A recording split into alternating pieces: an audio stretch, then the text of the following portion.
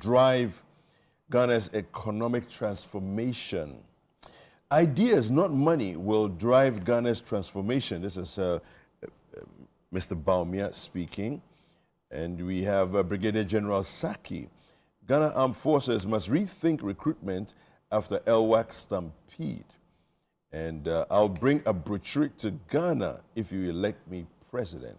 This is, again, Mahamudu Bawumia, His Excellency, speaking there. Okay, I'm on graphiconline.com. Graphiconline.com, some of the stories on that portal. Ghana's ambassador to Holy See, Ben Batabe Asro, presents letters of credence to Pope Leo XIV. Businesswoman nabbed for allegedly selling cannabis-laced drinks. Businesswoman nabbed for allegedly selling cannabis-laced drinks. Vice President visits victims of GAF recruitment stampede. 65% of adult Guineans cannot afford healthy diets. And fire service hunting for suspect who stabbed firefighter during Adjurgano blaze on Friday night. NHIA to roll out updated healthcare tariffs to reduce costs to patient. Police arrest 2 for possession of narcotic drugs on Agodeke Donkokrom Road. NACCA Deputy Director General replies GTEC on invalid SMC doctor title and says until a court rules otherwise, he'll continue to use his title. This is the first time someone actually stood up to the GTEC. Yeah. Interesting. Yeah. Nana Kunedo Ajiman Rollins and the 31st December Women's Movement. I think that's a write-up on our former First Lady. Okay. 2026 budget, a fiscal deception full of lamentations, according to the minority. Aftermath of ELWAC disaster, new recruitment measures for security services, Interior Minister saying so. State funeral held for former Council of State Chair Cecilia Johnson. VRA commends engineers for collaboration in power generation. Fight against HIV, Lordina Foundation leads medical outreach in the Bono region. And World War II veteran 103 hailed at Remembrance Day parade. And President Mahama cautions new Hajj board against exploitation of pilgrims. Okay. Right. So let me we'll touch on a few headlines from the newscenter.com. We have Bawumia, elect me president and I'll bring a brochure to Ghana. Okay, we have 2026 budget is empty slogans and fiscal deception. It's coming from the minority in parliament. We have MTN Ghana leads Sakumono beach cleanup. And the story we brought you yesterday, onions valued at 3.1 million Ghana cedis left to rot at Ajen Kotoku market. Again, this one is from yesterday as well. More than 334,000 Ghanaians currently living with HIV, something we really need to do something about strongly. Adam hits 24-hour economy over joblessness and poor clarity. So those are some of the headlines that we have from the newscenter.com. Okay, I'm on gna.org.gh. BOG governor calls for sustainable, inclusive financing. Government to invest 1.7 billion in a Greek transformation for 2026. A lot of the stories are on the budget. Mahama tasks new Hajj board to operate under clear guidelines. China's zero tariff will boost Ghana's exports, that's according to the Chinese ambassador. Recruitment into security services will be free, fair, that's according to the Interior Minister. 2026 budget contains only cosmetic rhetorics, failing to deliver jobs for Ghanaians, the minority declares.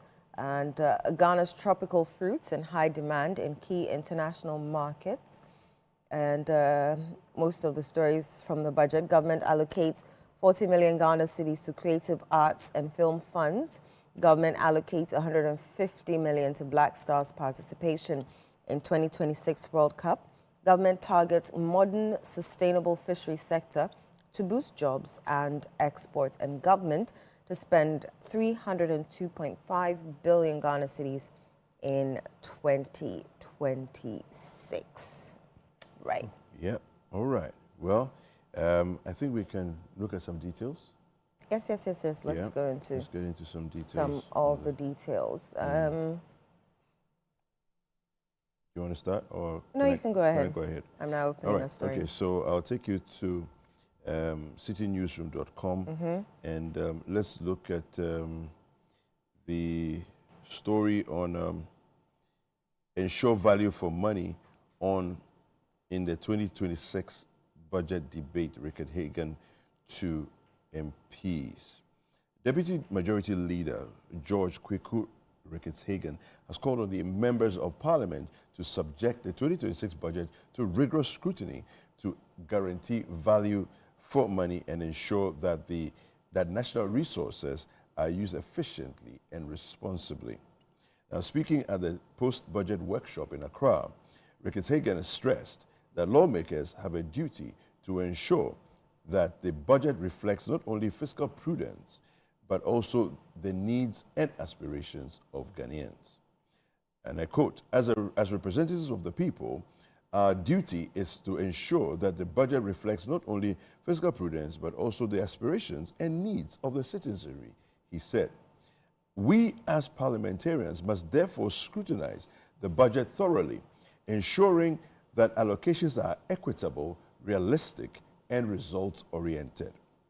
He emphasized that both Parliament and the executive bear a shared responsibility in delivering national development, creating opportunities, and ensuring value for money in the use of public resources. The 2026 budget is also a call to collective action, he noted. It challenges us to think innovatively about how to grow our economy sustainably and how to expand the tax base without overburdening our citizenry, and how to deliver essential public services more effectively. And the story goes on there. So that's what Ricketts Hagan is admonishing the parliamentarians on.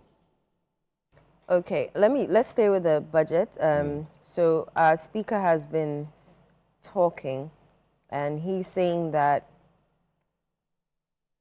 24-hour economy requires strong legal framework to succeed.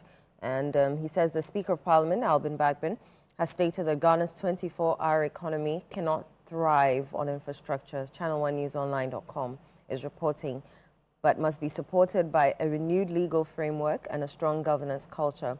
He made the remarks during a post-budget workshop for members of Parliament in Accra. Honourable members, please, the 24-hour economy cannot thrive on infrastructure alone. It must be anchored on a renewed and revised legal framework and governance culture. So you carry a lot of burden. He added that achieving the vision for a fully functional economy requires cooperation across all arms of government, including the legislature, judiciary, and the audit service. The pillars that can let us achieve this are not just in the executive, but also in the legislature, the judiciary, and more importantly, the audit service. A word to the wise is enough, he emphasized. Right. I think our budget, well, of course, the minority will never agree with it, regardless whether they were the minority or majority. Nobody will ever agree with the budget being the best or a clear path to recovery. But experts say it shows a clear path to recovery. Others say we don't have confidence in the budget. So I guess we wait to see what is going to happen to us. I mean, I like certain parts of the budget. I like the scrapping of the e-levy.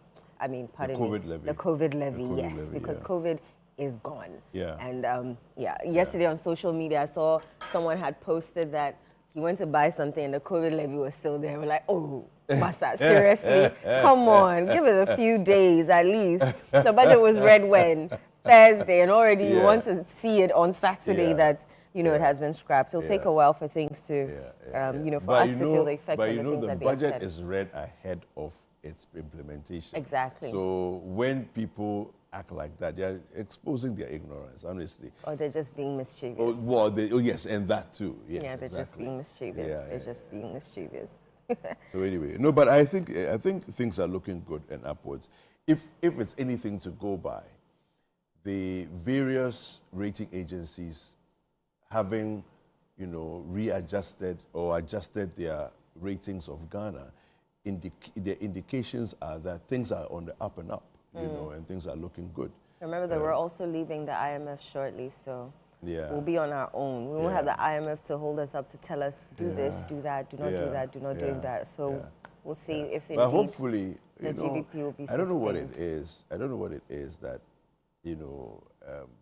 I think we should be able to do well outside of the IMF. We should be able to do well. I hope this is the last time we go back. Oh. You don't have hope? Well, no, not really, no. So you're saying we'll go back to the IMF? Listen, this adventure we just experienced with the IMF was what, the 17th, 18th? 18th one? Yeah. Exactly. How can you possibly have hope that it's not going to happen again? 18 times so. This is Mahama. Oh, but Mahama is not going to be 2.0. No, but is it So- Mahama forever? No, Exactly. but maybe Mahama 2.0 So was structured. maybe in this season and in this era, we won't go back, Okay, right? but you cannot say so for other can't say governments. so. We don't know who is coming. No, and we we don't know how it's going to be. Right. We can aspire to it, but it doesn't mean that at least if we have two, for me, I think if we have two clear administrations where we survive not going back, then I think we're in the clear. It's like now people will be held to a higher standard Right. of doing things, so that, and I think that this administration is doing reasonably well to even set a different bar, Right. in a way of doing things as well. So hopefully. we'll see. Hopefully. I have some I don't know whether it's unfortunate news or, Yeah. expected news, but fuel prices are expected to rise from November 16. That's today, right? Good thing I filled my tank yesterday. Hey, like failed. Fuel- Like failed.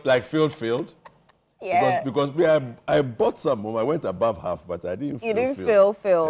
I fill. Fuel prices expected to rise from November 16, which is today. So COPEC has announced, and this is on channel1newsonline.com, has announced that petroleum prices are expected to increase across the country starting November 16, 2025.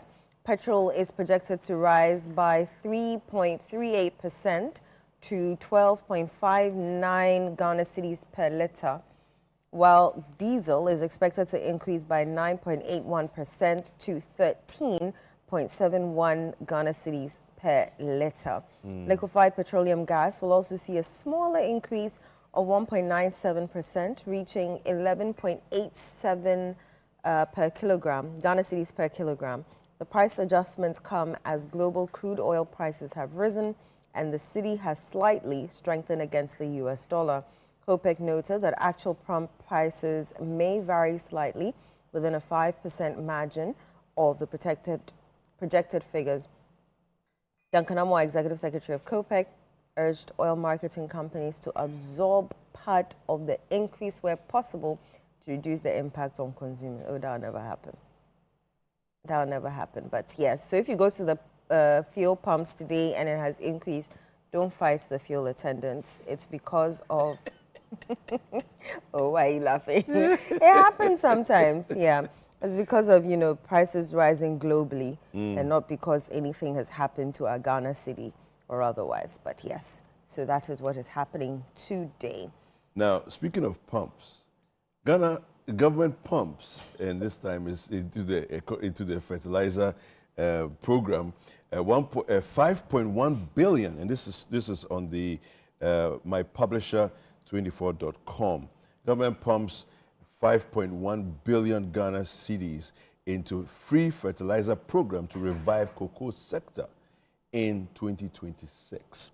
Let me just give you a bit of that story there. It says the government has honored its significant agricultural commitment by reinstating the free fertilizer and insecticide program for cocoa farmers under President John Mahama's administration.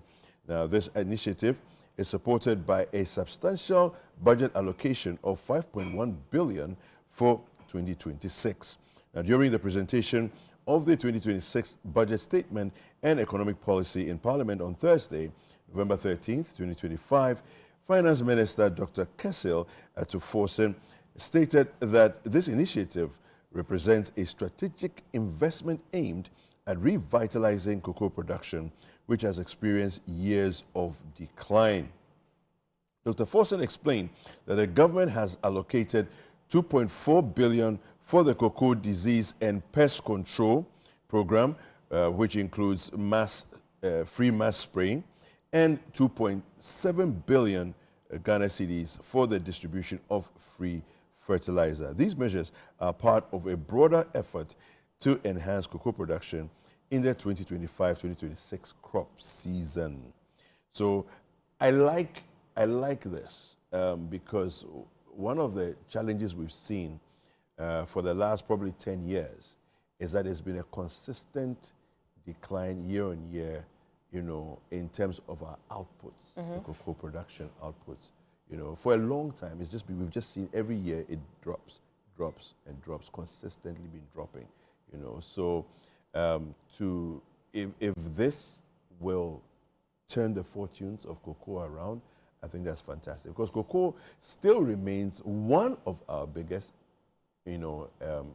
foreign exchange earners. So why we would watch it do this, and just look on and see it happen. So it's both pest and insecticide, and pest and insect control, as well as fertilizer, investment. I fear for our cocoa industry because as I foresee, and I'm not, a sayer of doom, but I foresee our cocoa being banned because of galamsey. Because if mercury, traces of mercury have been found arsenic. and in our contumely and everything, the next thing you know, we're going to be banned because they want sustainable. And then whether you pump in or you don't pump in, it doesn't make a difference. Stop the galamsey, let the bottom line. Bottom line. Yeah. I fear a ban, and I see it in the future that if we don't do something about galamsey, it's going to affect our. When I took a trip along the Ayensu. Yes, I think you. Yeah, I did. When I took a trip along the Ayensu River, one of the things we noticed, I was with Akwesiado, our correspondent, and one of the things we noticed was the cocoa plants. Right. Fresh leaves, fresh leaves are growing. Right. At the same time, you have diseased leaves on the same plant. So that shouldn't be happening.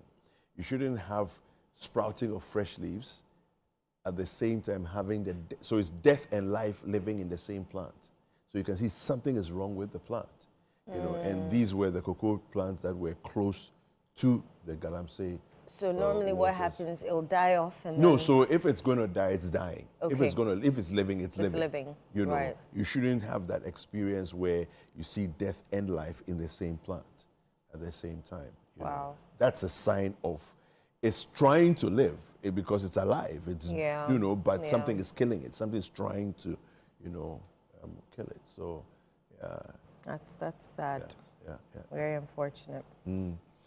I have this. I don't know if we can do one more story or a couple more stories. We can.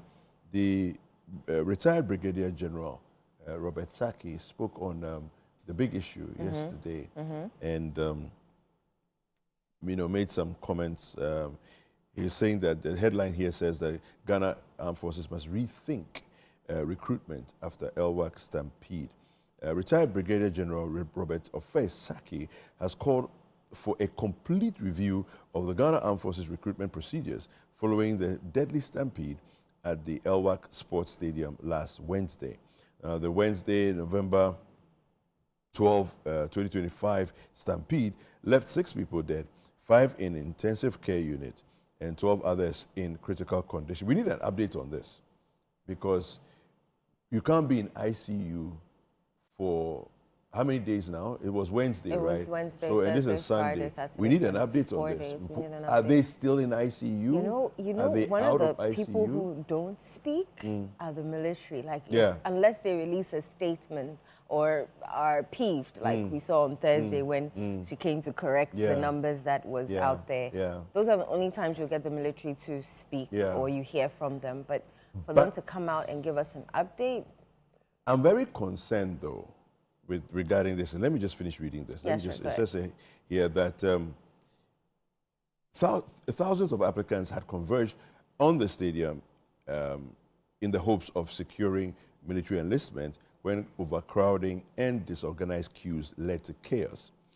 Speaking in an interview after the incident on CTF, it's Channel CTFM's The Big Issue, on Saturday, November 15th, General Saki stressed that, in my view, we should look at the practical approach, how it happened, and whether this method of recruitment is still what we want to pursue. There are so many ways of going about it. And of course, we've spoken about that here as well, you know, that there's many ways of preventing what happened, you know, that day. He also criticized the decision to combine applicants from Army, Navy, and Air Force into a single mass entry. So that's even another way, you know, that it could have reduced the numbers. yeah. Yeah, and I don't know whose decision it was and thought it was a good idea to do what they did. You know, it was very unfortunate. Anyway, so yes, you can go to cgnewsroom.com and get more of those stories as well. But this whole thing that is happening, you know, when people are in ICU, you're basically on the thin line between life and death. That's ICU. Yeah. You know, so that's why I say we need an update, because they were very vehement that it wasn't 12 that were dead. Rather, it was 6 and 5 were in ICU. So, and those who were on treatment that were in fairly critical condition. Fairly critical is still critical. So we definitely need an update. So far, the numbers They we still have remain it the are same. from the numbers that we've had since Wednesday. Thursday. Or Thursday. Wednesday, yeah. actually, Yeah, yes, Wednesday when it Wednesday. happened. I don't think it's good enough. Yeah. We need an update, you know, and they need to tell us what's going on, how are the people faring, have they discharged anybody, you know, have people recovered, and what their state and stages of recovery. We need to know all these things, you know, yeah. I know the vice president was there. I want to read that story on graphiconline.com and see if there are any updates from there. So she was there on yesterday, I think. She was Okay. accompanied by the Deputy Minister for Defense, Broja Okay. Jemfi, the Chief of Defense Staff, Major General William Ejapon, and staff from her office. Okay. The victims are currently receiving treatment at the 37 Military Hospital. It tells us about the incident. Support. Professor Pokwajima assured the victims of government's full support as they undergo treatment and recovery. She commended the medical personnel at 37 Military Hospital for their swift intervention following the incident. The Vice President praised the doctors, nurses, and emergency staff for their professionalism and dedication, noting that their timely response was crucial in stabilizing the situation and providing urgent care to the members. Okay, it doesn't give us an update on the numbers. On the but numbers. I think if there was a And whether there change was in the any numbers, we will probably have, you know, been notified. right. Hopefully, we would have been told. And while we're on the, you know, security service and all of that, the fire service are hunting for a suspect who stabbed a firefighter during, was it Saturday's fire incident at Ajurigano. So while the fire service was fighting the fire, someone Somebody thought stabbed it was a good idea. to stab Are you a serious? firefighter. Yeah. So they're hunting for that suspect, and they say they have something special for whoever helps them find the person who stabbed the firefighter. So he's on admission receiving treatment at the hospital. So maybe we Why can do we help do with this that. to ourselves? I don't even understand how someone is helping save, you know, a building situation. or Yeah. a situation, a building that's on fire, and then you go and stab the person. I don't understand it. I don't know how that happened. I don't know what the person was thinking. But before you introduce the next guest, I just wanted to say a big congratulations to the GMA president-elect and all the new National Executive Committee of the GMA, because, you know, I do a lot of health stories, so I work closely with them. So congratulations to all of you. And I'll be disturbing you, as you know. So when I call you, just pick the call, okay? Yeah, fantastic. Yeah. Congrats to them. Congrats. All right, well, we're going to go enjoy some bit of music, all right? And Che Mensa is going to take us to church. It's Sunday morning. Yeah.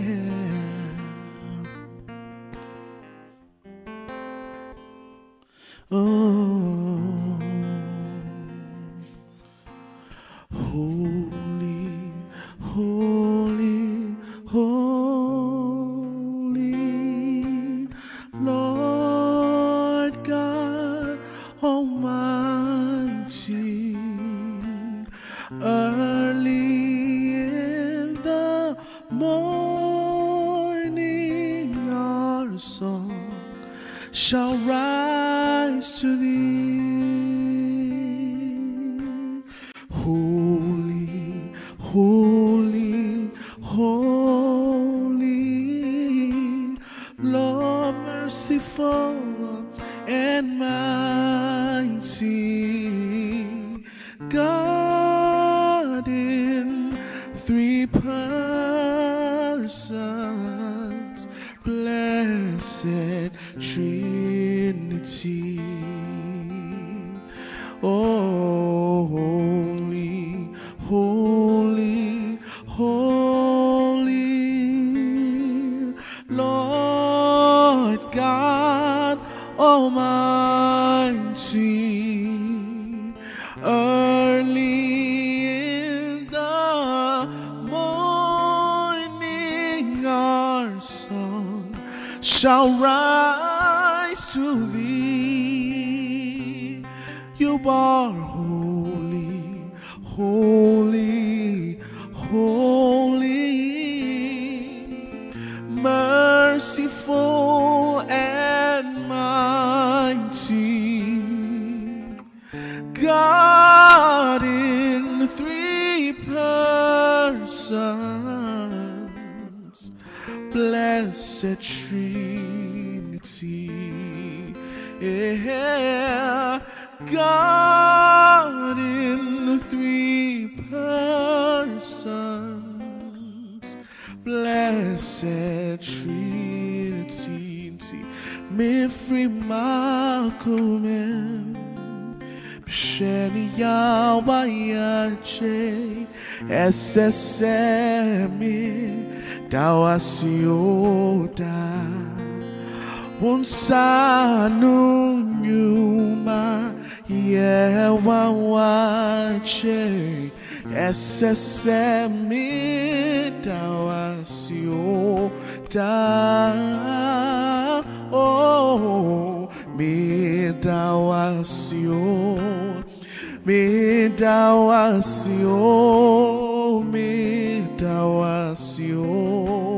da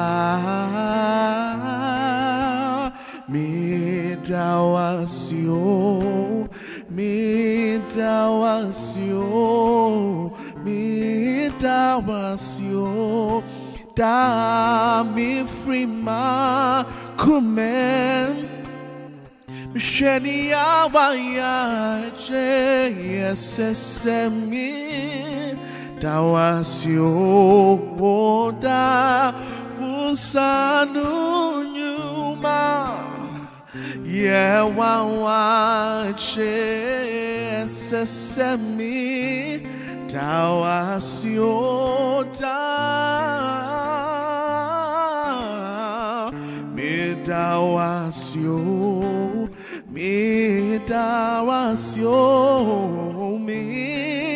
midawasio da oh dawasio, me dawasio, me dawasio da. You are light. You shine through the darkest parts of me. Yes, you do, Lord. Love of my life. Your love is unconditional and never changes. Yeah. You are my world, Jesus. All I'll ever need is found in you. Only you. You are a healer. Yeah. There's no infirmity greater than you. Greater than you. You are almighty, all powerful, great God. Yes, you are. You are almighty, all powerful, great God. Yes, you are. You are almighty, all powerful, great God. Oh, you are almighty, all powerful. You're the great God. You're the great God. Yes, you are. You're a great God. We worship you today. You're a great God. You're a great God. That's who you are. You're a great God. You're a great God. Oh, oh, oh. Hey, crow, crow, crow, crow, crow, crow, crow, crow, crow, crow, crow, crow. Yeshirawo, Safu Yehowa, oh yeah, crow, crow, oh yeah, crow, crow. Oh, crow, crow, crow, crow, crow, crow, crow, crow, crow, crow. Yeshirawo, Asafu Yehowa, oh yeah, crow, crow, oh yeah, crow, crow. Yehovah, yeah, crow. You are the need, crow. I hold till fall and need I don't know, no, yeah, crow. Yehovah, yeah, crow. You are the need, crow. I hold till fall and need I don't know, no, yeah, crow. I hold till fall and need I don't know, no, yeah, crow. I hold till fall, I hold till fall and need I don't know, no, yeah, crow. 'Cause I call you Jireh, you're my provider. I call you Nisi, you are my banner. I call you Rapha. You are my healer. Yeah. Lord, you're my everything. I call you Jireh. You're my provider. I call you Nisi. You are my banner. I call you Rapha. You are my healer. Lord, you're my everything. Oh, Lord, you're my everything. Oh, Lord, you're my everything. Oh, Lord, you're my everything. Everything. Lord, you are everything to me. Everything.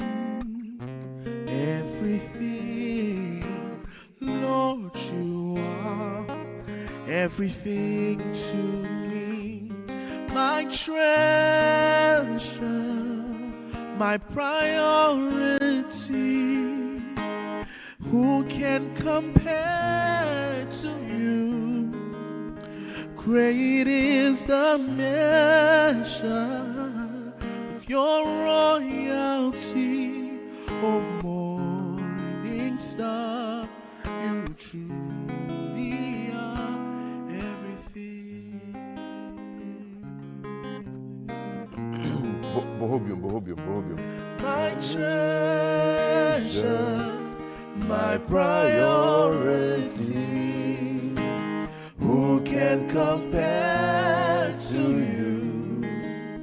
Great is the measure of your royalty, O morning star.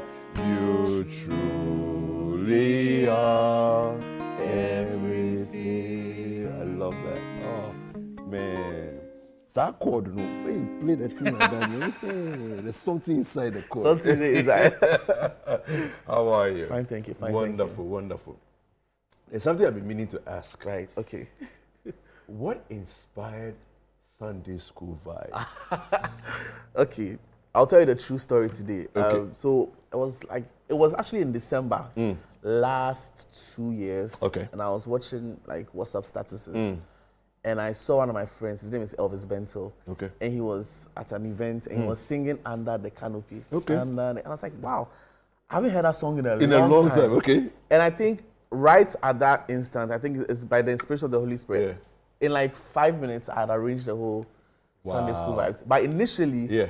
when I arranged, I was going to send it to a friend. Yeah. That I think you can do it. You guys can do this, yeah. But I sent it to my manager first, and Okay. he was like, "Nah, We're doing it. I think it's something really good." So we recorded at Yeah. my concert, and it's blown my mind. Yeah, It's yeah. blown my mind. Now, guys, if you haven't heard Sunday School Vibe, you really need to, because it's a vibe. It's a vibe. Yeah, it's a vibe. Yeah, it's a vibe. So, any new projects you're working on? What are you doing? We just finished. We just did our concerts, our maiden concert for the year, Sound and Faith concert, and we recorded probably about like 30-something songs. Oh, wow. Yeah, That's so we a have lot of like work, a lot man. of sessions that we Yeah. did, and as the year is coming to an end, so Yeah. we've closed out the year. I've closed out the year, but from 2026, Yeah. expect music to drop every single month. Okay. So Okay. 12 months. Yeah. Some of the months it may be an EP, some of the months it may be an album, it will maybe like a single. And we recorded Sunday School Vibes Part 2. Ah, I love that. I love that. Because Looking the forward Sunday to it. school songs, Yeah, there are a lot. no, yeah. yeah, And I mean, there are a few events that I'll be ministering at to close out the year. I'll be at Agape House for the carol service. I'll be at the Outside by my brother Nana Yao Foriata, 1,000. Okay. You feel the vibe, guy. Yeah, He's having his maiden program Lovely. on the 13th Lovely. of December. I'll be there too. Okay, Yeah. okay. Wow, this is a lot of things happening. Yeah. I love it. Now, who have you not worked with yet that Unyaya Like you go work with them right now? No. Thank you for asking this. This is my camera. Eh? Okay. Yeah, that's your so camera. Let me say the people that I want to work with. Okay. Number 1 on the list, no doubt, Dana Hamilton. Okay. The song is already written. Wow. It's already written. You are ready. I'm ready. I just wanted to say, I love it. okay, Che, Okay. So Dana Hamilton, Okay. Joe Metal. That song too is there already. Okay. Yeah, and then Daughters of Glorious Jesus. Oh, wow. These people, when I work with them, Yeah, you I'm are done. done. If I don't do any feature, I give up. So you see, someone will say like, "Oh, do you want to feature? Yeah. Do you want them to feature you on their song?" Yeah. That one is fine, but me, I want them on my song. Okay. That's how I want it. So Auntie Diana, Brajo, my aunties, Daughters of Glorious Jesus. If you are watching this, or if anyone is watching this, please tell them that Che Mensah is waiting. I can assure you that 2026, one of these. Amen. Oh no, I just I father that. Prophesy on the Sunday morning. Yeah. One of these, if not more than one, but at least one there. Yeah. 2026. Yeah. Ebefa.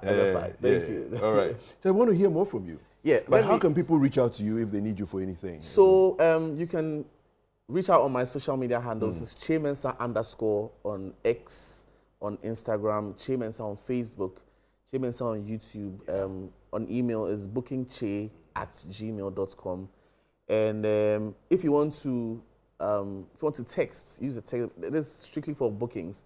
It's 054-872-6952. Again, 054-872-6952. All right. Yeah. Fantastic. Yeah. All right. Let's hear more. Let's some do more from you. something from Daughters.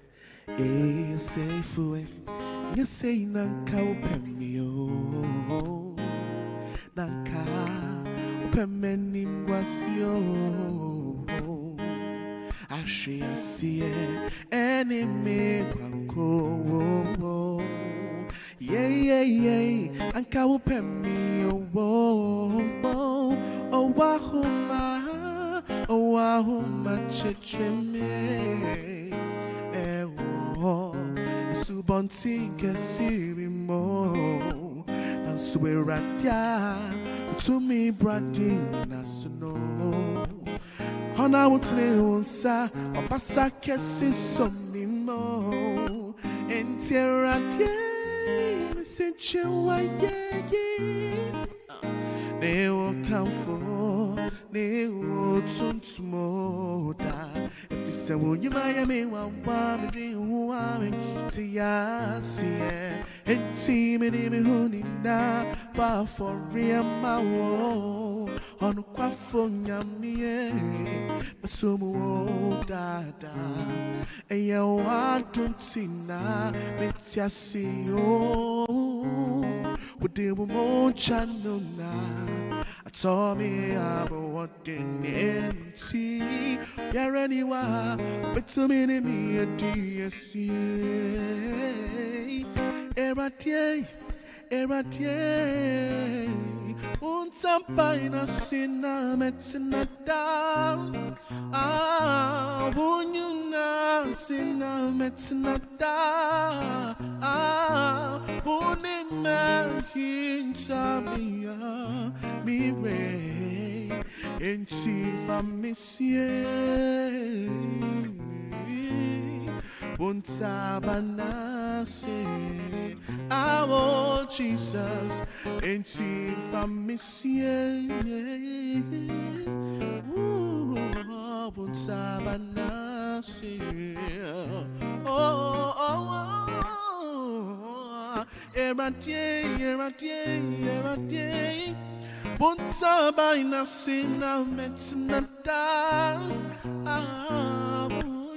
Nasina metinada, oh, bunima kintabia, eti famisie, buntabanase, amo Jesus, eti famisie. Buntabanase, enti tumo nyame, tumo atum bitina. mitiasi. Make you want to tina me waha. No, the essence of my praise is centered on your grace. I do,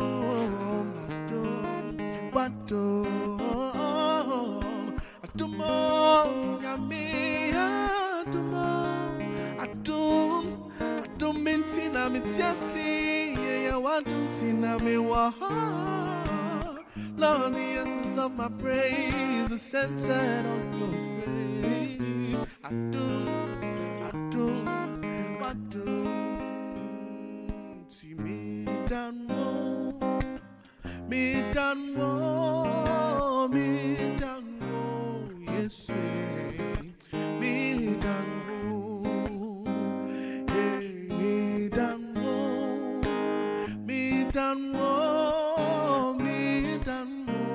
yes, me done more, hey, some inside, yes, some inside, yes, some inside.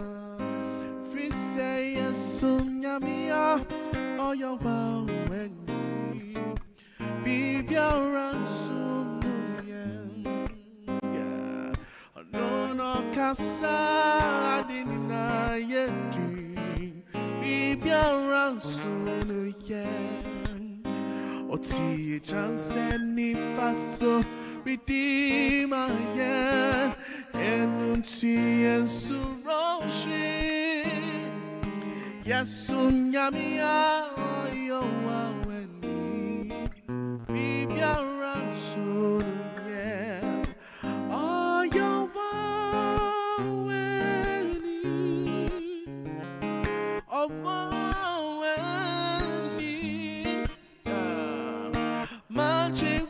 Meshianu, oh your weni, oh your weni, oh weni, hey, magic kwa Meshianu, oh your weni, oh your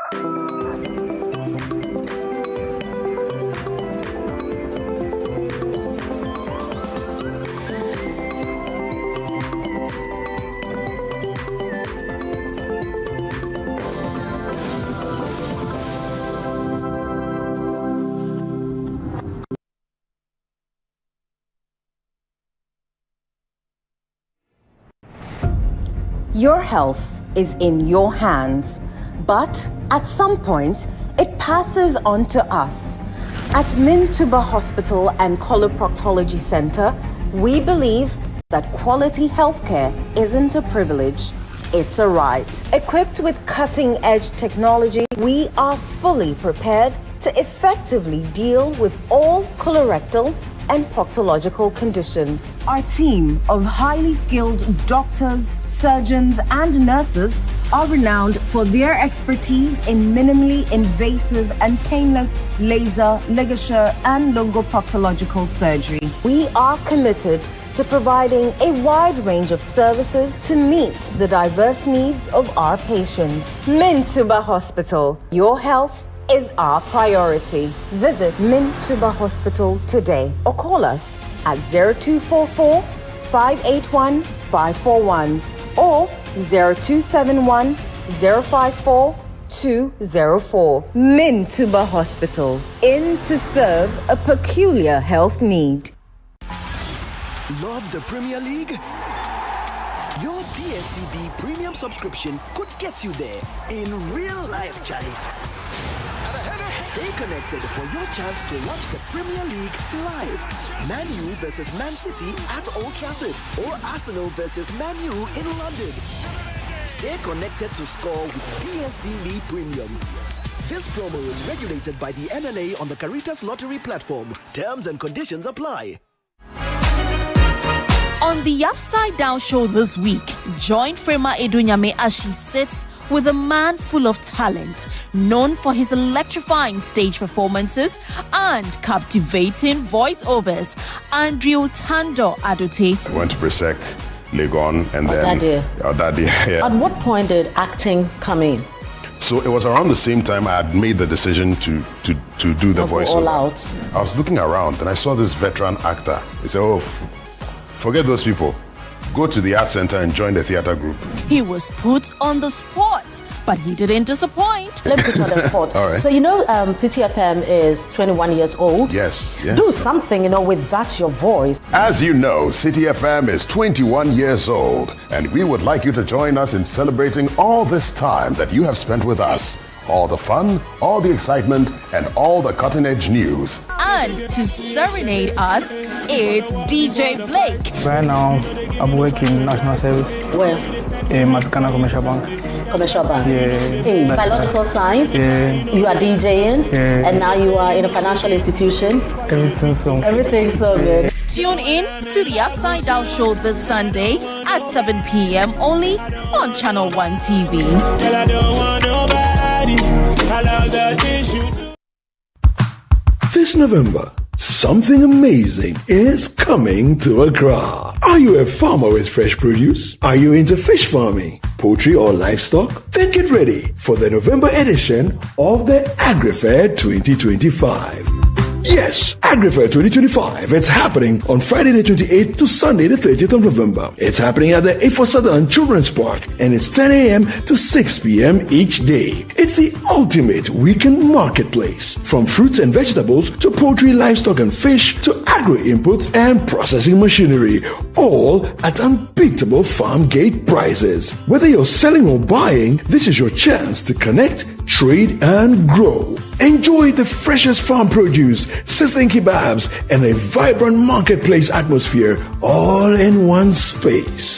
Register now and secure your spot. Call 0558-973-973 for more information. AgriFair 2025, where culture meets innovation.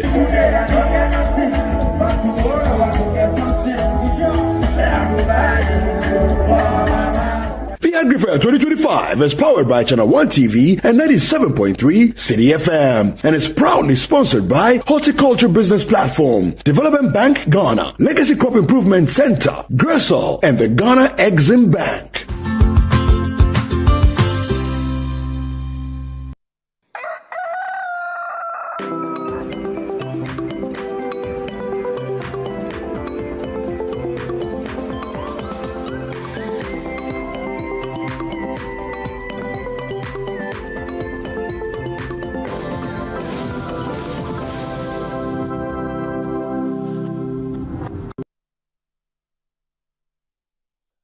Welcome back, and we're going to get into a conversation right away. We are having a conversation this morning on post-traumatic stress disorder, also known popularly as PTSD.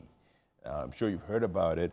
For some of us, we're not quite sure what exactly that is and how it comes about, really. We have our guest on Zoom, and we're going to have a conversation with her. Dr. Annie Gazy. She's a clinical hypnotherapist and addictive behavior specialist, and she's going to help us to break it all down and find out what is PTSD. Dr. Annie, good morning. Good morning, David. How are you? I'm fantastic. How are you? I'm all right. You look very sharp this morning, and good morning to Eno as well. Good morning, Dr. Annie. Yeah. Happy Sunday to us all. We're well. Happy Sunday good. to you as We're well. good. We're Let good. me just Thank put out there that if you have any questions for Dr. Annie as we have this conversation, the WhatsApp number is 0204 447 033. 0204 447 033. Alternatively, you can go onto our social media pages, #Sunday Breakfast, and we will read your questions out to Dr. Annie. Yeah. Right. Okay, so Dr. Gazy, let's get right into it. What exactly is PTSD? Great. You know what? For all the times I've been on TV and radio, this is the first time I've addressed this, and it's a big one. It's a big one, so it's good that we're talking about it. PTSD, as you rightly said, or post-traumatic stress disorder, is a mental health condition, and it can develop after a person has experienced or witnessed a traumatic event.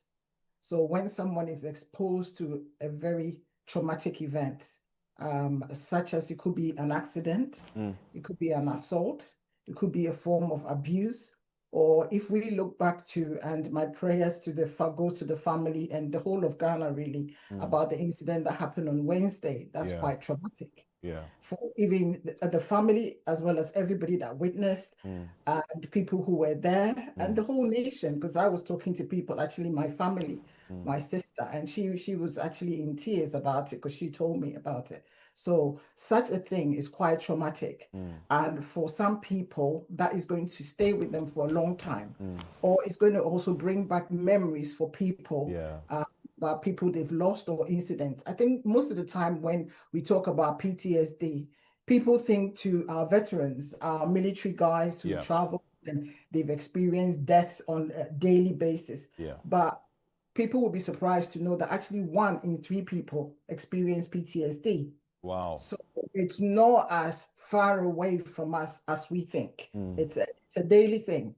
And also have the complex PTSD. So the one-off event where maybe there's an accident or there's a bereavement, and also the one that maybe somebody childhood was somehow neglected or abused or went through a series of traumatic events.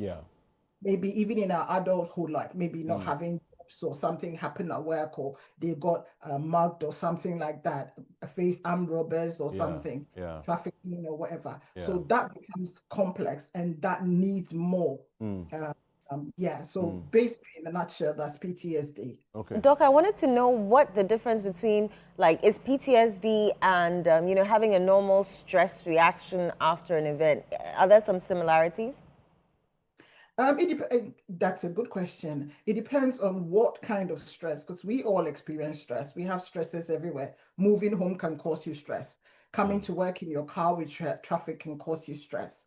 Everyday affairs, you come and maybe you've got lots of work to do, emails coming in left, right, telephone calls and that, or even maybe falling behind with your bills can cause you stress. But with PTSD, it's like the after, so it can happen just after the event. So let's say something has just happened this morning. You're driving to work, you witness an accident, and it traumatizes you. So it's just happened, and that can affect your day, it can affect your week. But what tends to happen is there's one that is prolonged. So that stress, that normal stress, you can manage it. But then if that stress is so traumatic that it's not addressed, nothing is being done about it, then it leads to maybe having nightmares, having flashbacks, having all sorts, like reliving that traumatic experience. But with stress or general stress, so can I just say that stress can lead to PTSD as well, depending on if it's quite traumatic. That's why we talk about the trauma involved in it. How did it affect you? Because what PTSD tends to do is it alters our brain functions. That is why it stays at some part of the brain, the back of the brain. So our memory is revisited all the time, especially let's say you go into an environment, let's say if you somebody who's been abused, let's say sexually abused, what tends to happen is if you're watching a program or if you're touched, somebody touches you. That's why sometimes some marriage, I'm touching my wife and every time I go near her, she's, she cringes, she's not happy, she's not enjoying. The question is what really happened in their life or what did they witness? I'm not saying everybody's like that. I'm just giving a scenario of, or somebody is giving themselves up for sexual whatever. What is actually going on? They feel that they don't deserve to be loved. They don't deserve to be cared about. Maybe something happened in their life and that has caused that. Or an environment where there was an accident. For somebody, let's say what happened at the stadium, anytime they drive past the stadium or there's an event going on in the stadium, even if it's on TV, they relive that, oh my God, that this again. Yeah. So so that is actually the difference. But with everyday stress, it's like I'm moving home. Once I moved, I'll be comfortable. I have work. Once I deal with that, or I leave that job, or I'm able to talk to my manager or deal with the situation, that stressor would leave. I'm not well and it's causing me stress. If I see my doctor, I take my medications, or I see a therapist, I can handle that. But it is something that is really caused a massive impact on you physically as well as mentally, and it's ongoing.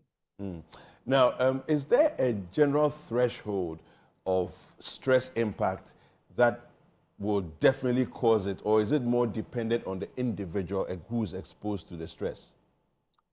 David, that's correct. That's why in psychology we say individual differences. Okay. I mean, we have some that are quite traumatic that is generalized, like the example, I'm sorry if I'm bringing memories for people, that will happen last Wednesday. And then we do have individual and how they handle that. Let's say if a child has gone through maybe bullying in high school, a boarding school, okay, another child will go through similar experience and they will function well. They will just carry. Or you can even have a family of maybe 3 siblings or 5 or 6. And maybe there was an abuse in the family, physical, verbal, sexual, whatever that is going on. You see that maybe 90% of those children will carry on and they are okay. But one person, he will be affected.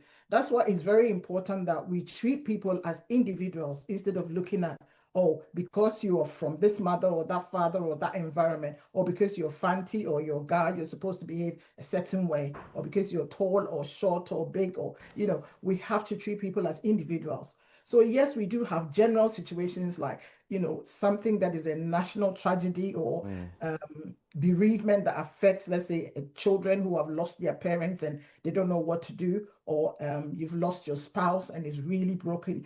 That is a trauma. But some people are also able to work through it and get through it easily, or they can work on themselves. But for some people, it's very difficult. And that is where people like myself, our work come into things like that, because you need an external specialist or support to be able to work through that.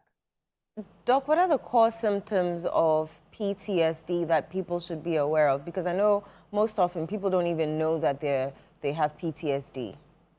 Definitely, exactly, because we don't talk about these things. And I think that, life is really moving on and Ghana is moved on, and it's good that we can come out and talk about, because it's just like, come on, get on with it. Or, you know what, you're being a baby or you're too weak. Yeah. But the truth is that if something is actually, affecting your psyche, affecting your everyday life, because what it tends to do is it will just take over your whole life. And wherever you go, you'll be revisiting. Or some people can live with it till even later in their life. But one move of visiting or something happening, let's say somebody who had like physical violence when they were young or at some point in their life or in marriage, wherever they go, if they see somebody hitting someone, or these days you have social media and you come across a video or whatever. So any situation, whatever that you've been through or experienced or witnessed, that when you're faced with that or you're presented with that, it affects you.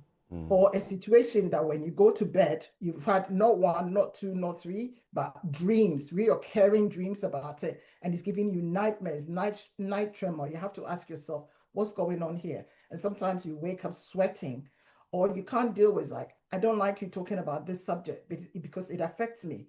And you can really, truly see that when you're on your own, or let's say you're in a relationship. And like I said before, if somebody says something, or if somebody accidentally bangs a door, you jump. Or somebody says something, or your partner touches you, or try to be nice or mean to you, and then you start, you start rebelling or defending yourself. Then you have to know that something has happened, or something is happening to me, and I need help. And be brave and talk about it. It's we live in 2025. It's time for us to use our voice. Just like we say to children, use your words. Communicate.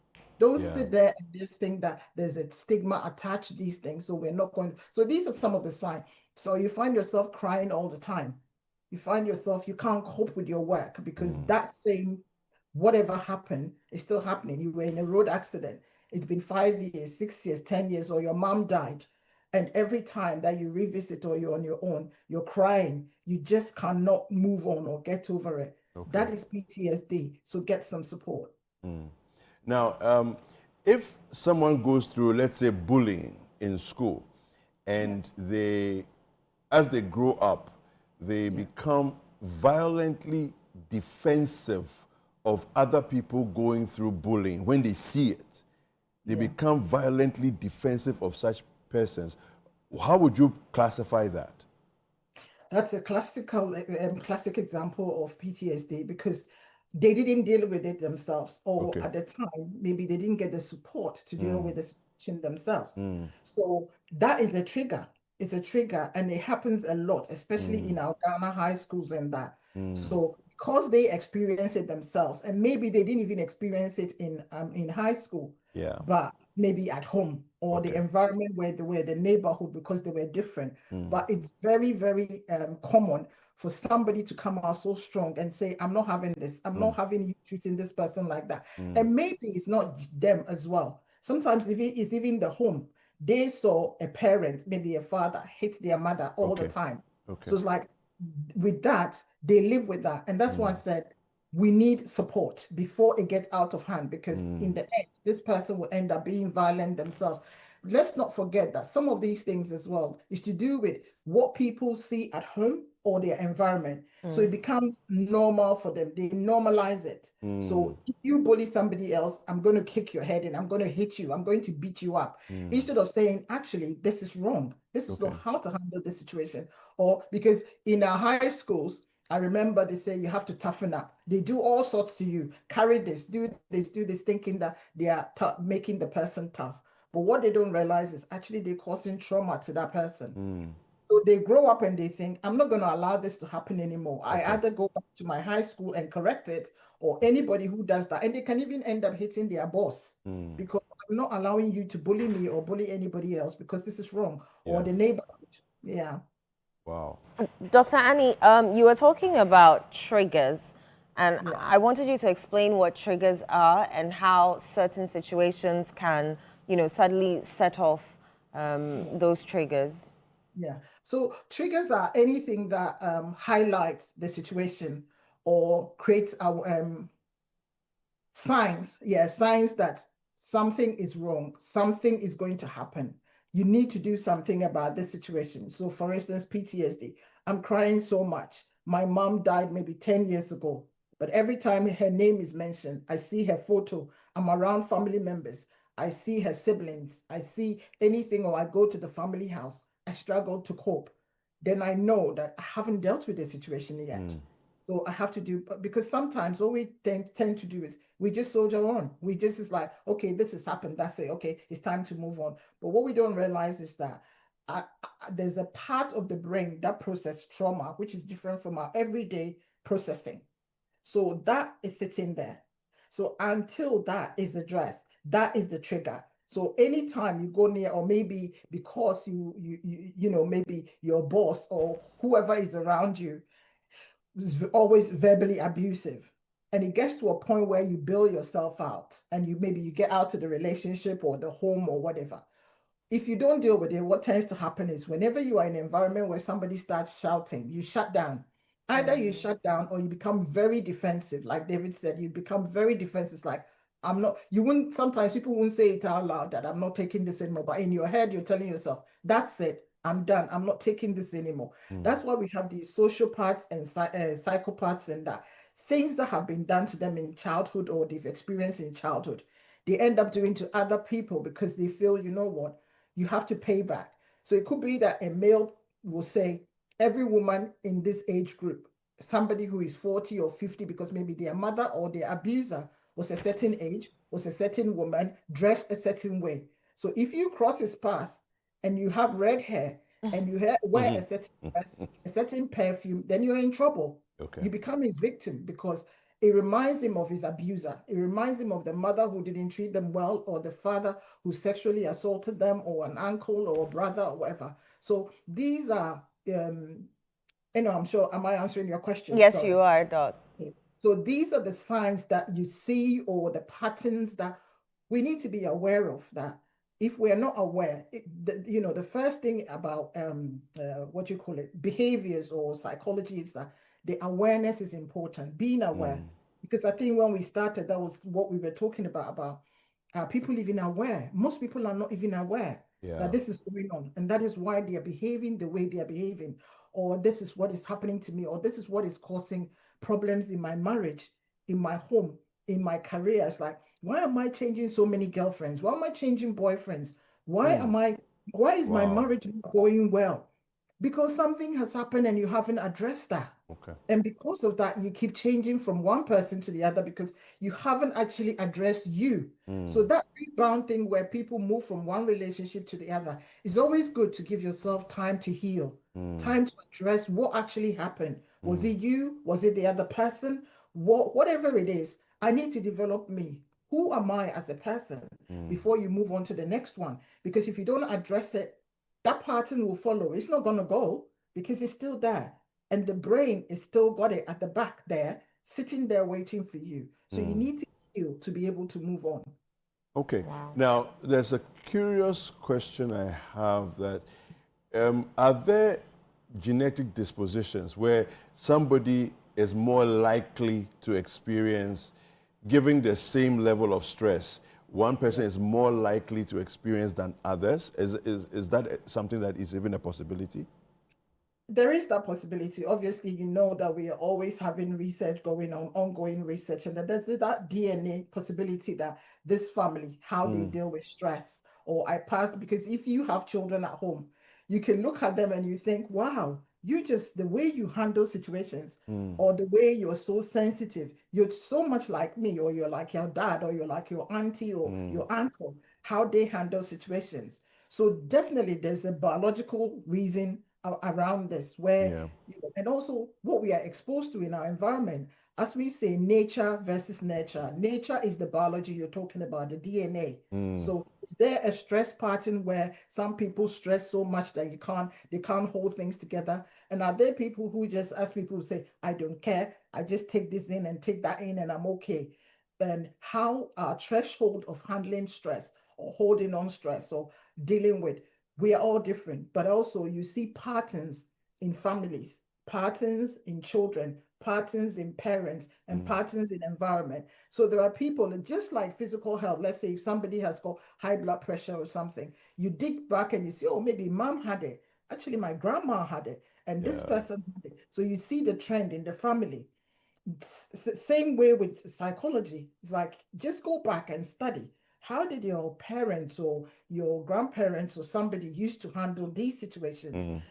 If you live in that environment where the stresses are less, or you're aware, I'll keep using this awareness that where I am is stressful, my work is stressful, my home is stressful, my marriage is stressful, everything, even the country I live in, the stress level is too high. Then you know that you are predisposed to, that's the word, predisposed to. So you can have that DNA there. But if you're not your environment is such that it's under so much control, so somebody can just say, okay, I live in a country now that is so stressful that maybe if I come to Ghana, that environment works for me. I'm with my own people. I don't face racism. I don't do this. I can do my work. I'm more valued. I'm this, or I've done enough in Ghana. I want to travel to a different place where it works for me better. So that means they've assessed their situation and realized that actually the warm weather works for me better, or this environment works for me, because that level of stress can trigger. So yes, there is a level of, definitely. Wow. Doc, what coping mechanisms are available to people who feel that, I'm probably going through PTSD, and when is it time to say, wait, I can't deal with it on my own, I need to go see a doctor or seek Dr. Annie's help? Straight away, I'll say at least call for advice. So if you are not sure, at least by calling for advice, somebody will be able to support you or give you basic advice. Sometimes people think, oh, coming to see somebody like me is like, oh, straight away I have to start therapy. Not really, because you're not sure. You want to ascertain whether, am I sure that there's something going on? Is there something really going on here? So just talk to someone. That is number one. Also, like I mentioned, like, how do I cope with this? Relaxation is 100% something. Surround yourself with things that keeps you calm, because when you're calm, it helps you to manage the situation and it helps, okay, so this is what is affecting me. So all these years or all these months, all these weeks is because of ABC, it's because of that bereavement. Or I'm working in an environment, maybe I like my job, but my boss is the most nasty person. Can I move to another department? Or maybe I get to work at 9, I do my work. After 5 o'clock, I don't have anything. I turn off my laptop, everything. I don't do anything with them. I look after me. At some point in our lives, being selfish is not wrong. And when I say selfish, it's like being self-centered, looking after you, placing you first, because nobody will look after you better than you look after yourself. And that's something that we struggle with. And I'm sorry to say, women and PTSD affect women more. So we look after everybody, but we don't look after ourselves. But it's very important to say to yourself that actually at this point, I am struggling. Hands up, I am struggling and I need to look after me. So some of the coping is talking to somebody, surrounding yourself with positive people who would encourage you. Positive people doesn't mean that, maybe rich people or whatever. No, just a few people who actually understand you. And sometimes, most of what we don't realize is when you go to somebody, it's not what you want to hear or what they have to tell you. All you want is somebody to listen to you. So please surround yourself with friends or family members who are good listeners. They give you that time and space to actually listen. So that is another way of coping. And also make sure that wherever you are, there are people, there are things. And I said, so because if you go to see somebody like myself, we have something that we call trauma cognitive behavior therapy. I'm sure lots of people have heard CBT is cognitive behavior therapy. But this will be focused on that trauma. So we look at how we can turn that, because that trauma that is affecting you is actually negative. So it's a negative force that is sitting there, traumatizing you or troubling you. So we focus on that and we work with that for maybe 12 sessions or whatever sessions. The focus is just that particular trauma and nothing else, unless that trauma is eating into other things. So we look at that, but we look at everything that the trauma has affected. Then we also have hypnotherapy, where you go into deep relaxation and trance, and maybe you don't remember the event very well. So that is also causing you problems and causing that mess. So whilst you're in deep trance, we revisit when it happened. We go to that time when it happened. And after that, you realize that it gives you clearer understanding of, okay, this is actually what happened. So with that, we work with it. That, okay, so this is exactly what happened. We can work with it. So it's treatable. Then also, if the PTSD or that stressor has caused you depression, anxiety, then we have our medical doctors come in and prescribe the antidepressants and all that, just to help you cope. Because the medication, sometimes people are so traumatized that you can't do any talking therapy with them. You can't do much. So first of all, you need the medication to reduce the level of anxiety, the depression, because they can't even talk through it. They are so traumatized that they can't talk through it. So we have medical treatment where you have your antidepressants and that. Then you have your psychologists or counselors and other therapists who can. Sometimes I use creative arts as well. So people can draw through that. Tell me, instead of saying it, maybe using your words is difficult. Or I can present you with an object. So maybe a nice plant or a tree. And then just you go and then put whatever you're feeling at every point. And then we work through that. So it's a gradual process. Dr. Annie, there are a couple of questions from our viewers here for you. Let me start with this one. This is a very good discussion. We barely talk about this. My name is Judith from Teshi. My kid's sister, who's about 15 years old, seems very isolated lately. She's easily triggered whenever an uncle of ours visits. I have tried to find out what the issue is, but she has failed to say anything. Could this be PTSD or something else? It could be. Obviously, I haven't spoken to this person, but it could be. So first of all, make sure that you remove that uncle from this person, your cousin or your niece, remove from this young lady. And then also, let them know that sometimes, it's important we don't say to people, tell me what's going on, tell me, because sometimes we want to force it out of people because we are frustrated. But what we do is let them know, assure them that I'm here for you.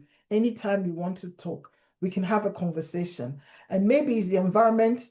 Also look at it. There are people where even their childhood homes and that haunts them because of what happened there. Is this person in that same environment that whatever happened, and then take them out of the environment and then have other conversations or conversations about other stories. And maybe that will help them to open up. So give them the space. It might not take a day. It might not take 2 days. Also look at it as, would you like to talk to somebody? First of all, build a trust, because the relationship, the rapport is very important. If I don't trust you, I'm not going to open up. And maybe they feel that you're a family member. How would you, react to what I'm about to tell you? That's what we don't realize, that you have to pick a trusted family member, somebody they can relate to. So if you want to be that person that create the environment, because maybe in their head thinking, if I discuss this, what if it's going to open a can of worms that's going to destroy the family? Am I the one who's going to destroy the family? Maybe the uncle is their favorite uncle, or the one who is, I don't know, we haven't expanded on this, but maybe they provide finances, they do lots for them, maybe even it's their home. So my thing is, first of all, build that relationship, that beautiful rapport where this young person can open up, take them out somewhere, go for a walk, or look for, and when you build that rapport, say, is it okay if I just recommend somebody? So let's say if you are in an organization or somewhere, let me just say if you're a Christian or whatever, and you trust the church you go to, let's say I'm a Methodist, you trust somebody there who you think that this person will feel comfortable talking to them, or you have a big sister or a brother or somebody, and maybe even they will struggle to talk to men if actually something did happen. So somebody that they can trust, that they can open up. So if building a relationship, it's key to what this person is going through. Then after that, so don't be direct, try. And if you can't, and you feel that still is not working, introduce them to somebody else, a specialist who would at least have a consultation with them. And gradually they will open up, because it's very, especially in our culture, trust me, it's very, very difficult for people to open up because they don't know how the response is going to be. Yeah. And maybe it's going to come back. And maybe they're already feeling guilty that it was their fault, that whatever happened. All right. There's another question here. It says, this is coming from Mr. Exclusive Stitches. And he says, please, can it also be caused by being orally abused by parents, wife, husband, peers, etc.? And also, when you keep having flashbacks or memories of some events, for example, a sister who died accidentally in a river, etc., and so on, are all of these related to PTSD? Everything you described, 100%, yes. When you say orally abuse, I'm taking as an insult, verbal abuse, insults and all that. Yeah. Definitely. That's why, in my talk earlier, I said that these are some of the things that affect even marriages and even at work. Yeah. Because if you've been verbally abused as a child and people are saying all sorts, and like Eno rightly said about our schools, and that people are always saying things to you, or people are calling you ugly or fat, and that's why I always say to people, that word obolo gets to me, because it's a stigma. Yeah. You're being put in a box already. So if you go to another environment, or you are in marriage, and maybe because in every relationship, there will be arguments, there will be discussions, there will be heated discussions and that. But because you've been through what you've been through, as soon as the person starts, you start, your claws in your head start coming out, and it's like, I can't take this. Don't even go there. I'm not taking it from you. I've built myself to this level. I'm not letting you bring me down. I'm not going to let you tear me apart. And sometimes these things, they won't say it out, but some people will actually verbalize it to you, that how dare you? And you think, all I'm saying is, it's like, you're saying something that shouldn't actually trigger that level of anger, insult, and that. But it's not that one incident, something that they've been through. Maybe they've been married before, or they've been in another abusive relationship. So you are bearing the branch, not because, but because of, and the one about a bereavement, a sister falling in a river and all that, that's traumatizing. Yeah. If you're not careful, you won't go near water anymore, any open water, because your brain can straight away go to what happened to your sister or your loved one. So these are things that I'll say to this caller or this that please ask for help. Because I think that there are issues there that hasn't been addressed, that's been left for so long, and they are manifesting now, and you need to deal with them because you get stuck, and that affects every aspect of your life, including your relationships and your career, as well as your health. What we don't realize that some of these things lead to physical health as well. The more you're traumatized, the more your physical health goes down as well if you don't deal with it. Doc, there's another one here which says, kindly ask doctor what I can do to be whole when I feel burnt out. And this is Cynthia watching us from the UK. Oh, Cynthia, we have to join the club. Burning out is just like some of us, our middle name. But I think that, first of all, I commend you. You're aware that you're burning out, or you're about to burn out, or you're in a situation that you need help. So what you need to do is, what is causing the burnout? You have to look at that. What is actually causing the burnout? If it's work, if it's your family life, what I'll say is start keeping a journal. Start entering Monday to Friday, or it doesn't have to be a book. You get an A4 sheet and then scribble something on. Divide it, right? Monday to Sunday. What do I do on Monday, Tuesday, Wednesday, Thursday, Friday? What do I do in the morning, in the afternoon, in the evening? And how do I spend my quality time? Do I spend it all working? Do I spend it all, maybe you have younger family, so children running around. That's what we parents do when the kids are young, taking them to activities and all that all the time. When do I have a me time? And with all of that, you have to actually factor a time for rest. And if it's work, are you overworking? Is it overtime? And if it's a workload at work as well, find a way to discuss that. I know that somebody will say it's easy for you to say, but if you don't discuss it, it won't get done. But first of all, put it down. You see, we're getting to Christmas, and very soon people are going to put down their New Year resolution. So my advice to you is, what are you going to do in the new year? So start scribbling down things that you want to change. Change is a big thing, but until we put things down, until we look at what is actually causing me this, what is causing the problem? Do I need to start looking for another job?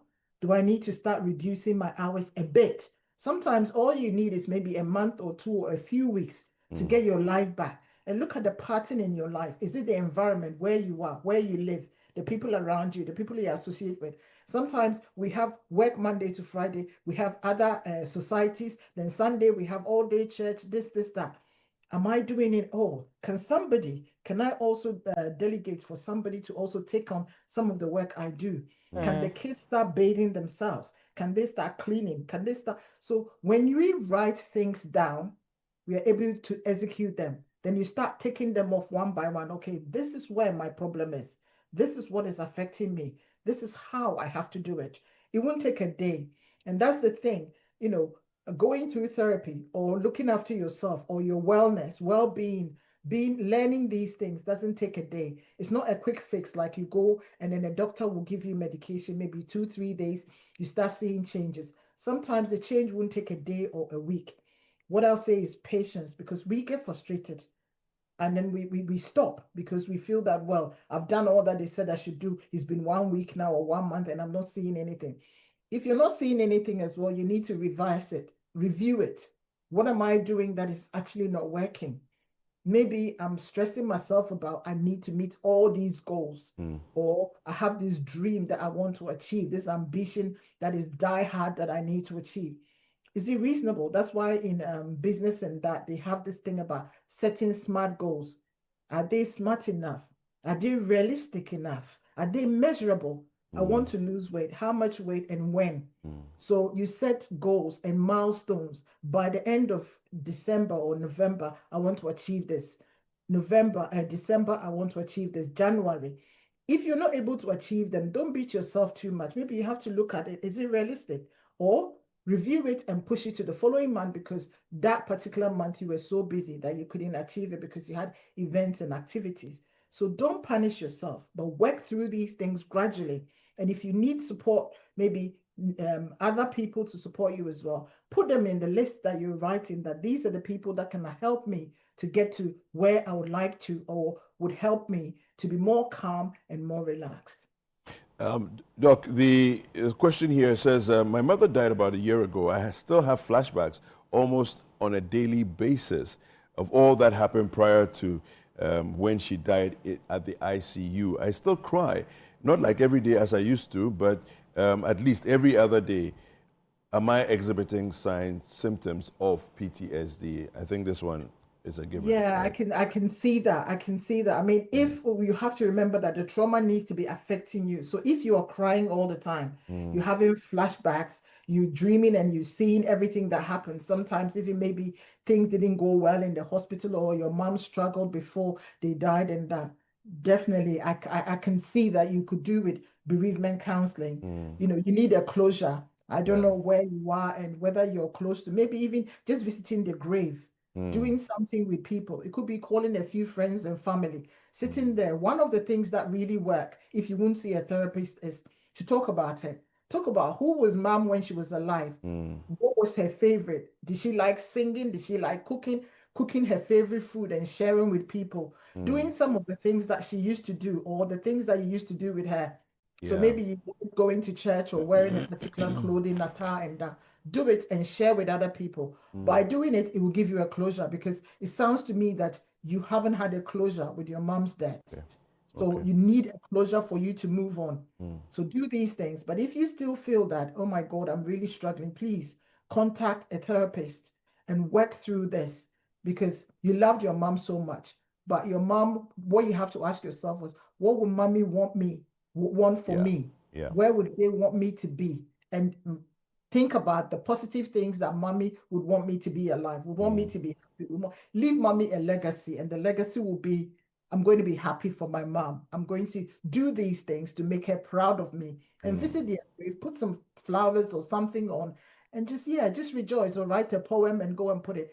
And then share that with your friends and family. And I think that will give you that closure that you really, really do deserve. All right. Final question here. This one says, I lost my close friend through a road accident a couple of months ago.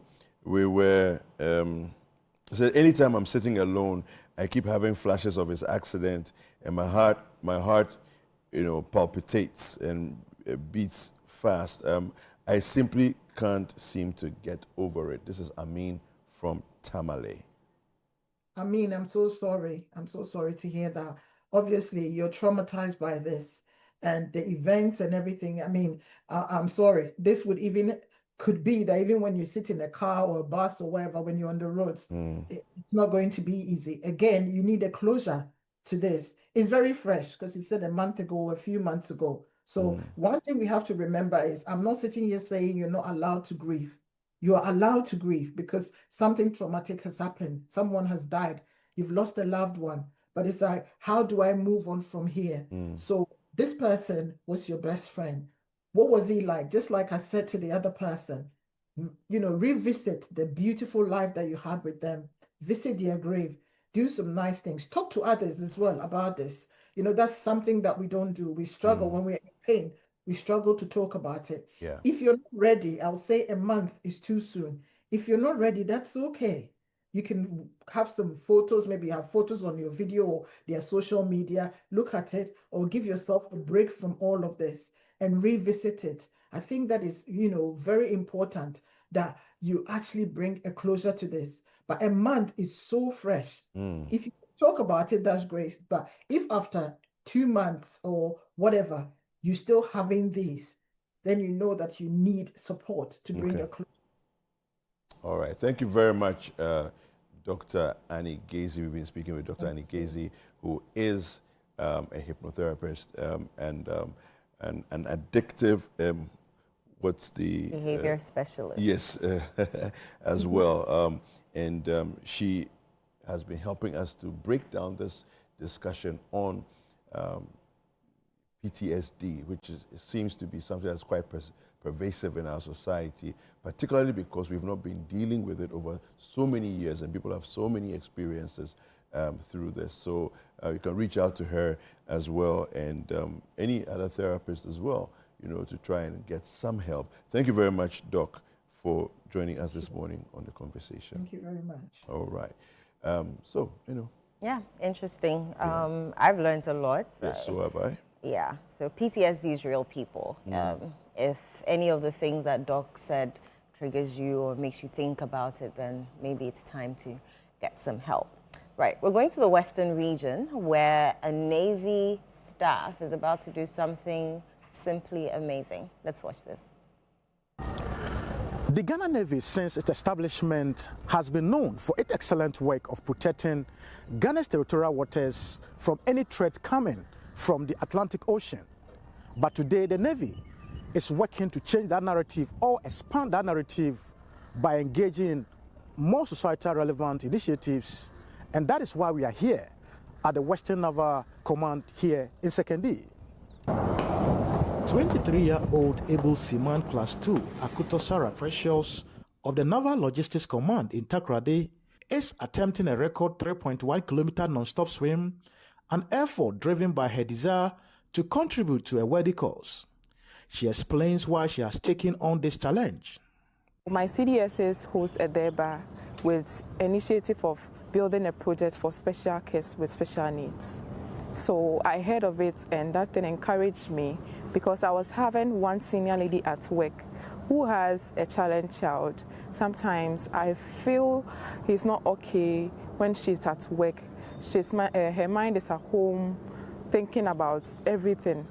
So I thought as much that I can do something to raise some funds to support my CDSS project so that my senior lady can benefit.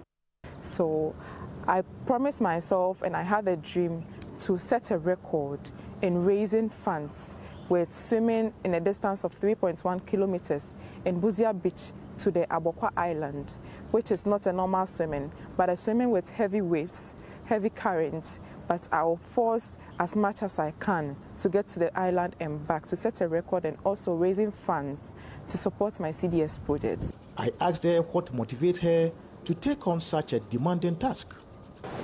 What motivated me to embark on this journey is since I was born and when I was young, I used to love kids a lot.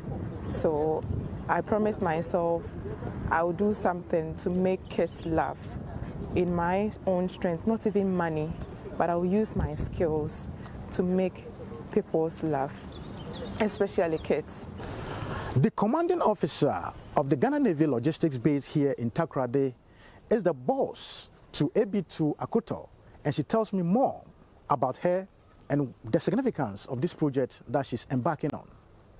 She is a diver by profession, very hardworking, disciplined, always ready to help. She's a team player, she's forceful, she always wants to learn more.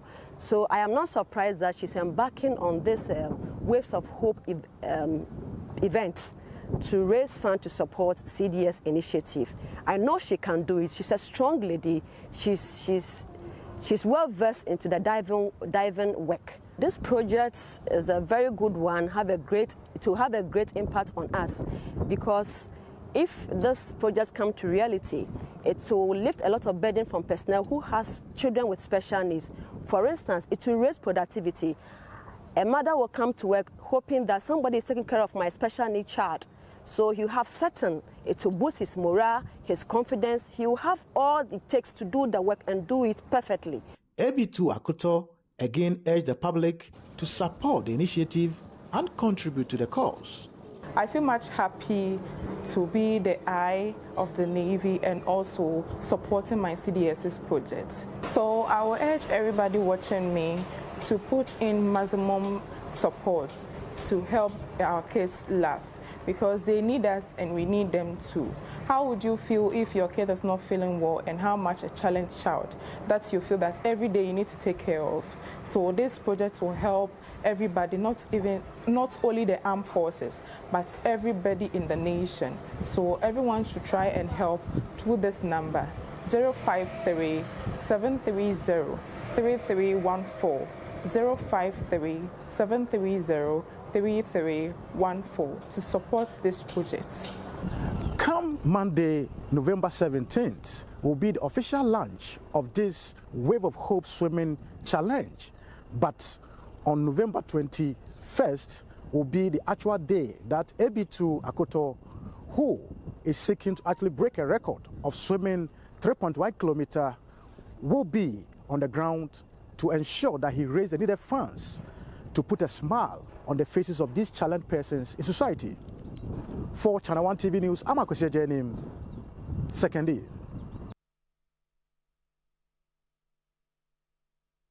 Like I said, that's a bold initiative that AB2, Akoto Sarah Precious of the Ghana Navy, wants to embark on. We have her on the line so that she can throw more light on exactly what she wants to do and probably how we can donate to support that worthy cause that she's about to embark on.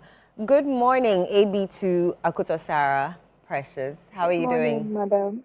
Please, I'm good, and you? I'm very well, thank you.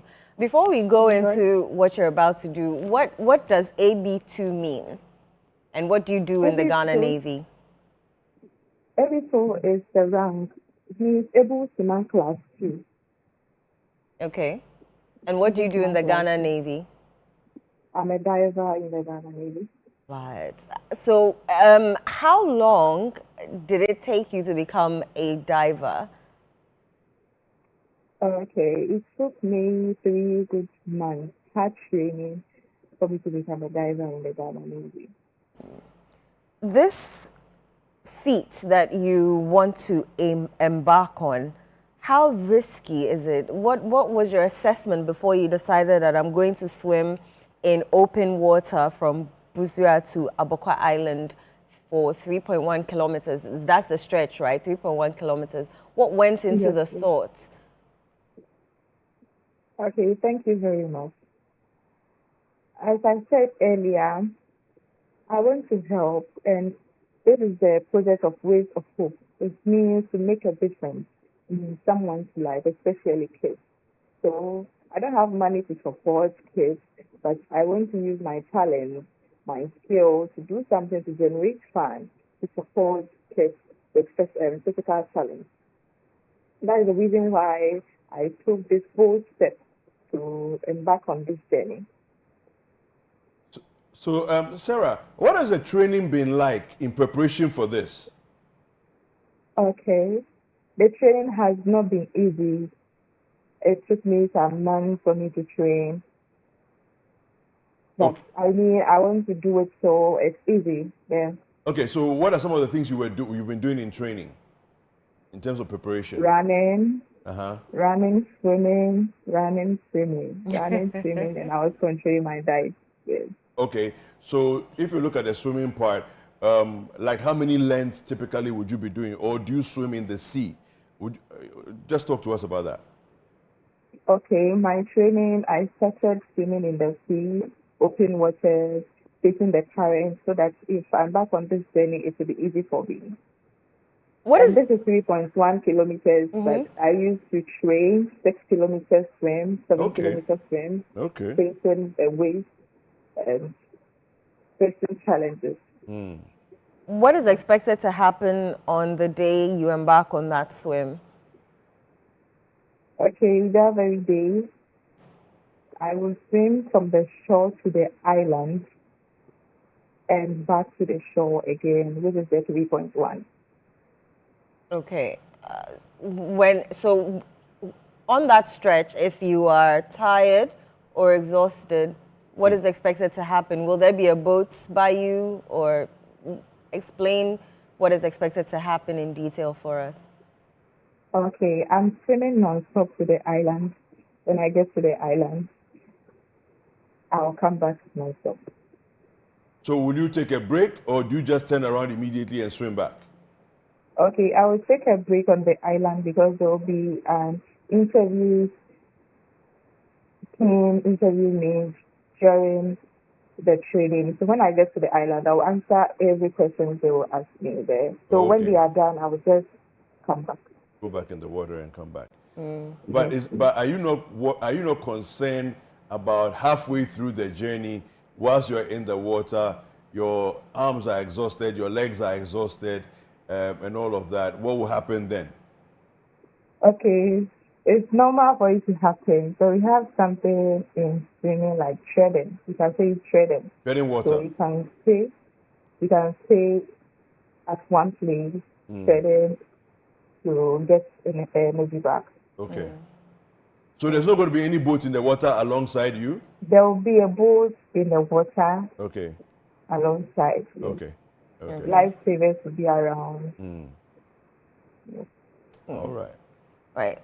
Tell me, how do we donate to this worthy cause, and what is the money intended for? I mean, you have mentioned that it's intended to for special needs, children with special needs. Is it children with special needs within the Navy, or expand on that for us? Okay, thank you very much for this question. So if you want to donate, you can use this number 053-730-3314. 053-730-3314. This is our official. When you are done, you use your name as reference for acknowledgement. So as I said earlier, this donation is going to support special children's projects. So it's not going to benefit only the armed forces, but everybody in the nation. So let's take 37 hospital, for example, some military things, for example. We, the military people, are not even benefiting more, but the civilians are even benefited. So if they help us to do this project, everyone in this world is going to get benefits. Because these foods are not common, and we have plenty kids who have special challenge. Okay. So this is the Chief of Defense Staff's initiative Yes. that is ongoing. So it's an ongoing initiative? Yes, please. Okay, and you're doing your part to contribute to that. That's fantastic. Yes, please. That is very Okay, so it's fantastic. happening on Friday the 21st. That's next Friday. Yes, yes. Are you ready? I'm ready. Okay, all right. Well, we wish you all the very best. Okay, thank you. We are championing you on and rooting for you that it's going to be successful. Amen. All right. Thank you very much for speaking to us. You know, 3.1 kilometers in open water. Wow, that's a feat. That's a feat. I wish her well. I'm thinking about the waves. I am thinking about the waves as well. It's different in the pool. The tides may change, you know. Well, I mean, I'm glad. I was happy to hear that there will be a boat alongside, you know, because we weren't getting that at the beginning. I was like, Yeah, hey, I was like, are you going to swim all alone and get there and then back? Interesting. All right, we've been joined by Western Regional Bureau Chief, Akwesi Eje Enim, who filed that particular story. Akwesi, how are you doing? I'm fine, you know. Happy Sunday. Same. And congratulations on your award. You're welcome. Right. Tell us about this young lady who is about to embark on this 3.1 kilometer swim. I can't imagine how tough her training has been. How did you discover the story? Well, I got information from a flyer that was sent to me. And so I decided to also follow up to see how best we can support as a media institution, putting a spotlight on such a positive journey. You know, in Ghana, our military is sometimes criticized for doing not much. People are saying that they are underutilized because we are not at war, and they should be engaging in things that society can benefit. And for me, this is one of the things that society can really relate to when it comes to having their impact in the absence of a war. We know the Naval Command's presence on our coasts serves as a deterrent to any threats, and that in itself is some kind of work. But beginning to engage in some of these social intervention projects for me is very commending and worth supporting. And so we decided to speak to this 23-year-old lady who has taken upon herself to actually spearhead such an important project. If you look at the larger society, let me even use Secondita Accra as a case study. We only have one special school for people with special needs, and that is the Twin Cities Special School in Secondary. And if you go there, even logistics for such a center is an issue. So for the military to engage in some of these initiatives to add up to such, facilities within our society is very important. And if you listen to the commanding officer for the Ghana Navy Logistics Command, she made a point that when personnel who have children like this, children with special needs, come to work, you see some kind of lack of concentration on the work. And so if they are able to raise the needed funding to actually put up a place like this for the care of their children, that will also help in making sure that they can concentrate on whatever responsibilities that will be assigned to them. So it is a very encouraging project that I think the whole country must actually donate to support so that we can at the end of the day have such a project completed. And so we are all waiting to see that come 21st November, AB2 Akoto will be able to break or set the record of, swimming over a distance of 3.1 kilometers from Busia Beach, the popular Busia Beach, to an island close by called Abokwa, where we are hoping that she will touch base for the target to be actually achieved. Yeah, Chrissy, this is a Chief of Defense Staff's initiative. Have there been other fundraising efforts that you are aware of apart from this one? At the moment, I'm not aware of any other fundraising. Maybe they are doing that one on the quiet, but for now, this is the only, known fundraising that we've been told of. But maybe other things are happening on the side that we don't know of. Okay. All right. Thank you very much, Akwesi. Commodore Eric Osei is the Flag Officer, Naval Logistics Command. You're welcome to Sunday Breakfast, sir. Yeah, good morning. Thank you for having me. Right. Tell us, Naval Officer, how easy or how difficult is 3.1 kilometers, in open water? Yes, swimming in an open water is not an easy task. But this lady who is embarking on this project is a diver. And a diver in the Navy is somebody who has been trained to be able to undertake such tasks. And so even though there may be some danger in the whole exercise, we are putting the necessary measures to protect her in case of anything. And so she'll be able to do it. Talking about danger, sir, what kind of danger can happen in such a situation? Being in water, the water current can change at any time. Right. And so once she's in the water and she's having any difficulty, we have the safety measure to be able to rescue her in case of anything. I understand a boat will be alongside her as she swims. What kind of logistics would this boat have in terms of personnel or equipment that may be used when the need arises? Yes, so the boat that will be alongside will be manned by lifesavers. These are special people who have also been trained to save lives in water. So as they will be going, they will be watching her, and if there's any problem, they will rescue her. And then they will also have the necessary items on board in case of any like water, anything that will give her energy. In case she's in difficulty, we can assist her. Now, the entire effort is supposed to be 3.1 kilometers. What's the actual distance from the Busia Beach to Abokwa? It's about halfway the distance. Okay, so that's halfway. Yeah. Yes. Okay, all right. We understand the funds are for special needs children. Can you highlight that a little for us? Yes.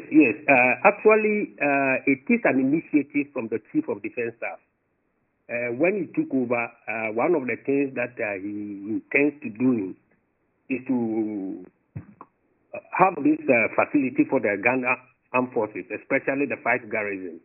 That is a special facility for children with special needs. This is something we don't have.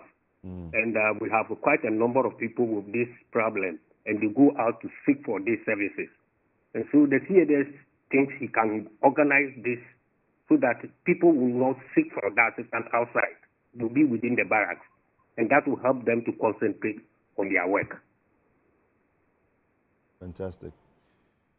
All right. Sir, tell us again when it's happening and the number to call to send money to if you have that at hand. Yes. We are launching the program tomorrow, okay, 17th November at the Naval Base. Then the actual program will take place on Friday, 21st November. Okay. And so we are encouraging a lot of people to come and then support us. And the number she has for the contribution is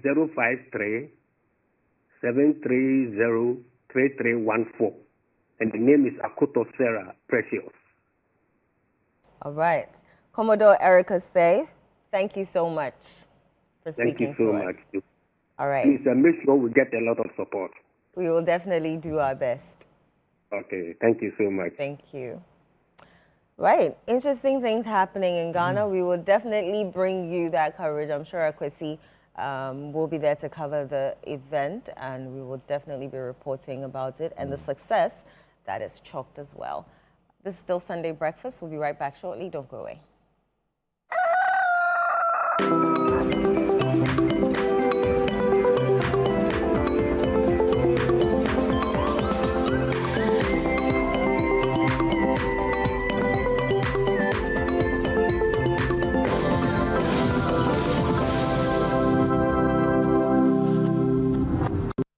When you buy, you build. Your purchase becomes progress. Each choice writes a better story for someone else. AfriQuality. Buy African, build Africa. Love the Premier League? Your DSTV premium subscription could get you there in real life, Charlie. Stay connected for your chance to watch the Premier League live. Man U versus Man City at Old Trafford, or Arsenal versus Man U in London. Stay connected to score with DSTV Premium. This promo is regulated by the NNA on the Caritas Lottery platform. Terms and conditions apply.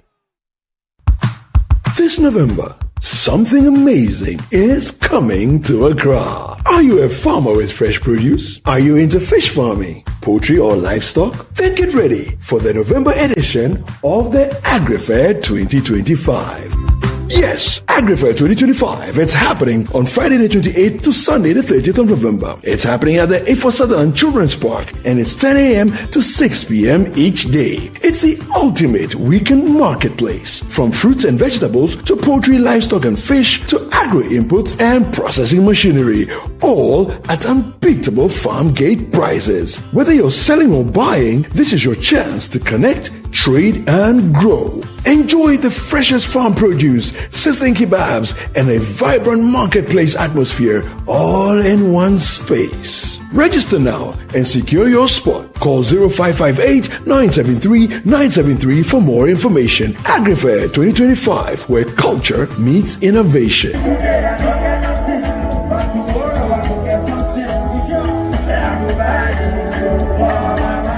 The AgriFair 2025 is powered by Channel 1 TV and 97.3 City FM, and is proudly sponsored by Horticulture Business Platform, Development Bank Ghana, Legacy Crop Improvement Center, Gressol, and the Ghana Exim Bank.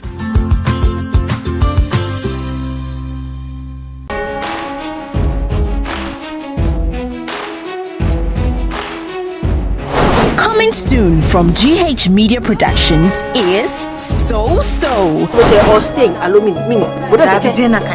Abstain. Why abstain? I have been seeing through your shenanigans all night. I thought I told you that I didn't want to see that girl in this house again. A mixed bag of emotions and incidents, Ghanaian family and intergenerational drama. Some not so good. That boy, that womanizer. You are old enough. I would like you to man up. In other cases, not so bad.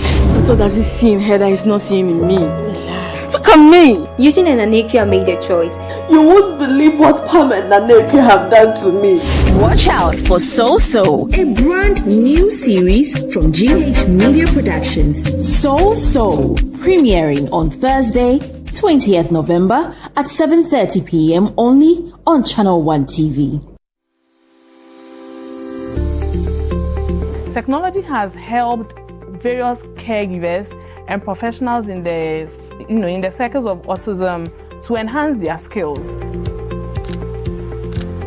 It will enhance their social interaction through virtual meetings. The cost of the equipment needs to be made affordable, cheaper, so that people could use it and access it. A lot of people can use, we are able to use short code, which is that once you have average network to even send SMS, it is able to answer certain questions. People at the rural end should not be left out, because that would actually reduce this rural-urban migration. Welcome to EdTech Monday. This is a platform for education technology discussions, and we have a focus on policymakers, entrepreneurs, and educational ecosystem. EdTech Monday is a platform created by the MasterCard Foundation in partnership with MEST Africa to bring EdTech entrepreneurs, policy stakeholders, and government together to deliberate on important issues within EdTech. Watch EdTech Mondays on Mondays at 7 p.m. Brought to you by the MasterCard Foundation in partnership with MEST Africa, only on Channel 1 TV.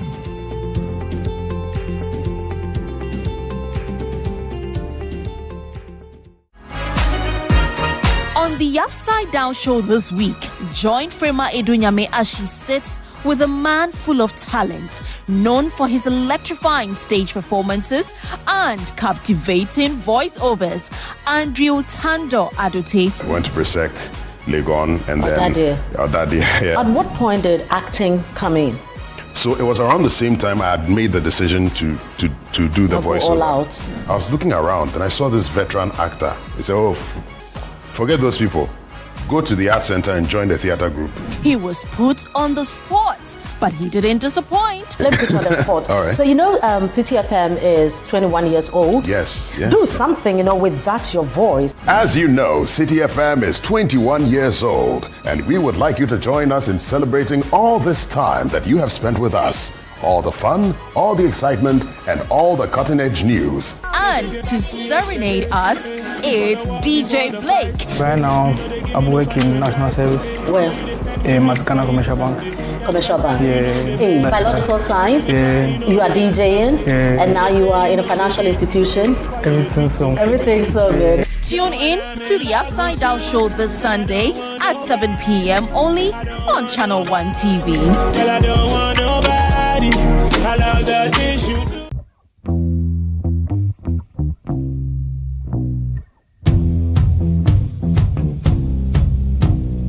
Habibi, my people, welcome to Dubai. My name is Sheikh Alkal bin Maktoum. Okay, so I am Caleb, right? Caleb Kuda is my name, and this is Beyond Borders on Channel 1 Television. We are in Dubai.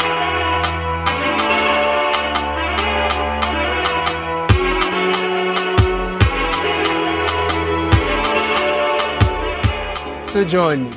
Let us explore the allure, the beauty, and the reality of life and living it in Dubai through the eyes and the experiences of our compatriots. Imagine 6 people, 10 people sharing a common room together. If you're not a na complain there in the sense, why do you share one rooms now? It doesn't smell pleasant. Or haunting no complaints now be bring to the fair no tomb. Dubai is one of the most organized, highly resourced, and well-endowed countries you would find. You've been here for 7 months. Yes. Without a job. Yeah. How is it like?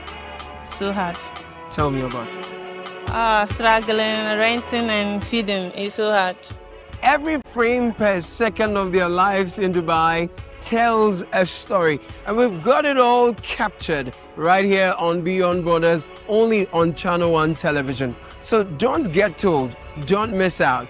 Catch these compelling stories of Ghanaians in Dubai only on Beyond Borders on Channel 1 TV this and every Wednesday at 7 p.m. I catch you. Beyond Borders is sponsored by Copen Hospitality.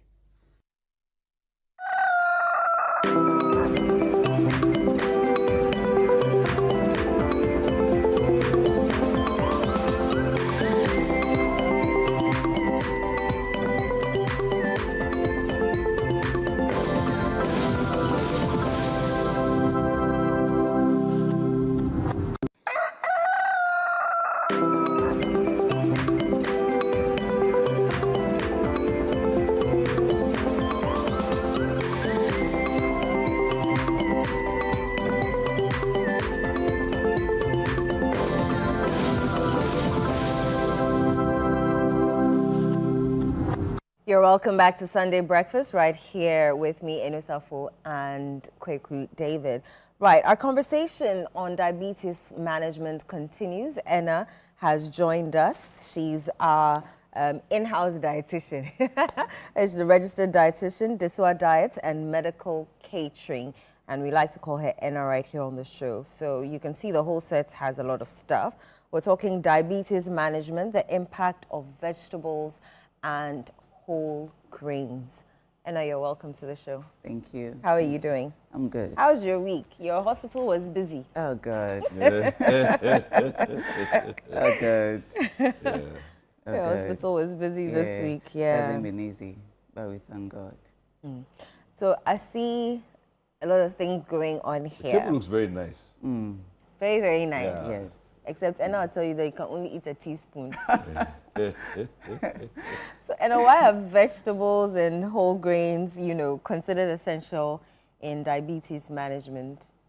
So last week we started our discussion on macronutrients. We realized that when you talk about macronutrients, we're talking about carbohydrates, fats, and then proteins. So narrowing on carbohydrates, the essential parts of carbohydrates that are good for a diabetic are the whole grains, the fruits, and the vegetables. Okay, whole grains, fruit, and vegetables. These are the primary source of glucose for the body, for energy. Okay, so, but for a diabetic and even normal healthy male, we want to have our sources of energy not so simple that will raise your sugar level that high. So you want to talk about the whole grains that have rich fiber to help with glucose management.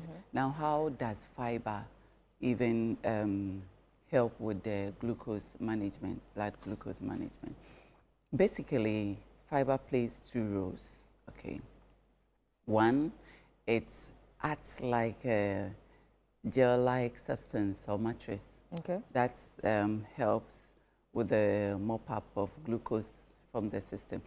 You remember last week we talked about choking gutter? Yes, choking gutters. So when you choke your gutter, every aspect of the meal has essential role. So for the fiber in the carbohydrates, fiber is not only essential for glucose management, for general health, when it comes to cardio health, when it comes to digestion, dealing with the gut for good gut function, when it comes to even cholesterol management, you have it there. So every dietitian is quick to mention vegetables and whole grains because we have a lot from there. But specifically for blood glucose management, the gel-like function of the soluble fiber to help mop up some of the glucose from the system. Glucose, because your main goal is to reduce glucose in the bloodstream and also improve the function of insulin, making it very sensitive, okay? So if the food is rich in fiber, it plays both roles. One, it will help reduce the amount of blood glucose available. You don't want high glucose level all the time. So this will give you slow release of glucose into the system.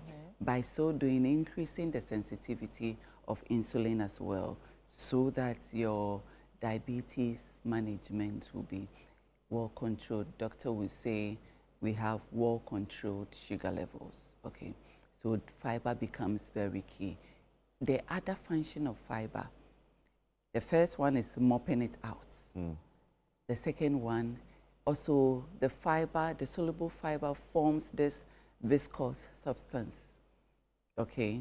That will help, this will bind with the blood glucose and water, making it dense for the intestine to absorb glucose. Okay. Okay. same purpose, to reduce the absorption of glucose and making the insulin very sensitive. Of course, if you are reducing absorption of glucose, you will not have that spike that will demand for so much insulin. With time, it makes insulin insensitive, so you have that issue with insulin resistance. Okay, so fiber is very, very important in the management of high glucose level, that is diabetes. Okay. That said, how am I going to introduce fiber into my meal, especially as a Ghanaian? So we jump to the whole grains, the seeds, the nuts. I couldn't get nuts this morning, but I had flaxseed, one of our favorites. We also have beans, one of our favorites as Ghanaians. We have millets. I intentionally mixed the two colors. We have oats. Okay, so all these will give us rich amounts of high fiber. Okay, and this type of rice is not so common. Oh, it's rice. Yes, I was wondering what that was. Yes, yes, it's very nice if you know how to cook it. And yeah, it's very, very nice. What kind of rice is that? Oat rice. Okay, it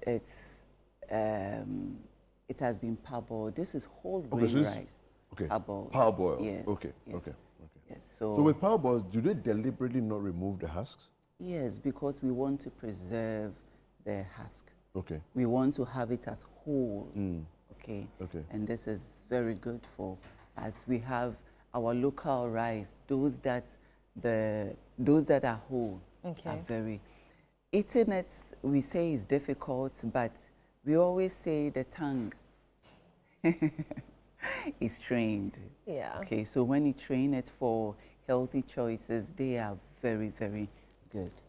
Okay, so these are the whole grains. Take a look at this. Yes, please. Yes, please.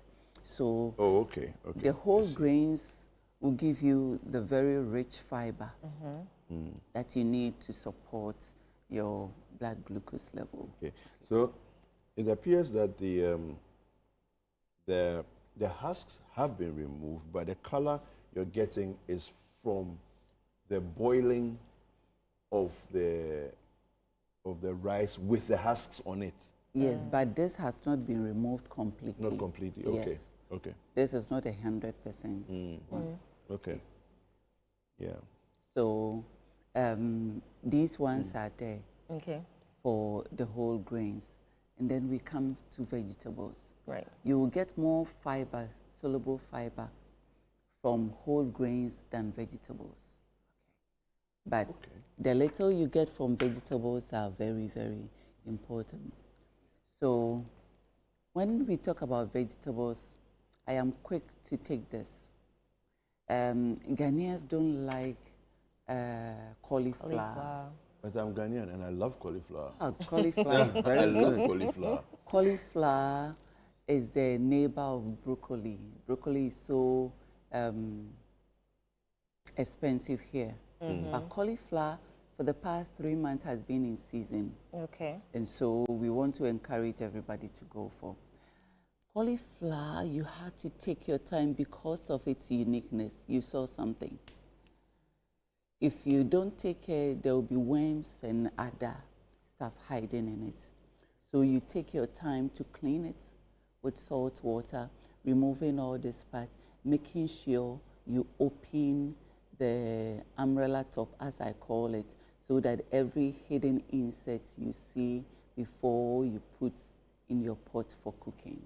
So once again, please pay attention so that your food doesn't become unsafe, though very nutritious. So that is cauliflower for you. Cauliflower has a lot of properties that you don't want to, especially when we want to talk about the management of even a lot of cancer. You can't run away from cauliflower, okay? So just as we love our cabbages, Ghanaians like cabbage. So when you're talking about vegetable stew, you have to say cabbage stew for them to understand. So that is it. Cauliflower, you can parboil it and add to your salad. Okay. Okay. Parboil it with squash. This is also squash. It's on the market. It's very nice. You can use it. You can blend it to. So it's like squash is like pumpkin, right? Yes, but in our environment, it is more like gardeners. So I intentionally cut it for you to see. The inside is white. It has the seeds inside as well. Okay. Most of the time, I will use it in soups. So when I'm talking about vegetable soups, you want to really protect the. You want to make it filling so that the person can eat it without adding any starchy carbohydrate to it. These are very filling. Okay. So when you see this and you see the cauliflower and you have carrots and you have your onions, you have your bell pepper, we brought some bell pepper, you realize that your vegetable soup is dense with lots of cabbage and you will not have the need to add any yam or potatoes or any other thing to it. Okay. So we also have cucumber. Cucumber, I want to encourage that when you are using cucumber as a diabetic or even healthy eating, please don't peel it. Just wash it with lots of salt water. First, when you are hypertensive or have kidney issues, the third water, don't add salt to it so that the third water will remove the salt. And eat it. When you have the smaller ones like this, you are able to enjoy the seeds as well. But the very, very grown ones, you might want to remove the seeds. Okay. But the seeds are also some source of fiber. So go for the not too grown ones that you can eat the seeds as well.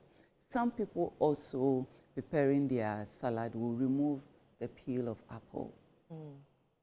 So do not remove the peel of apple. That is also a rich fiber you are throwing away.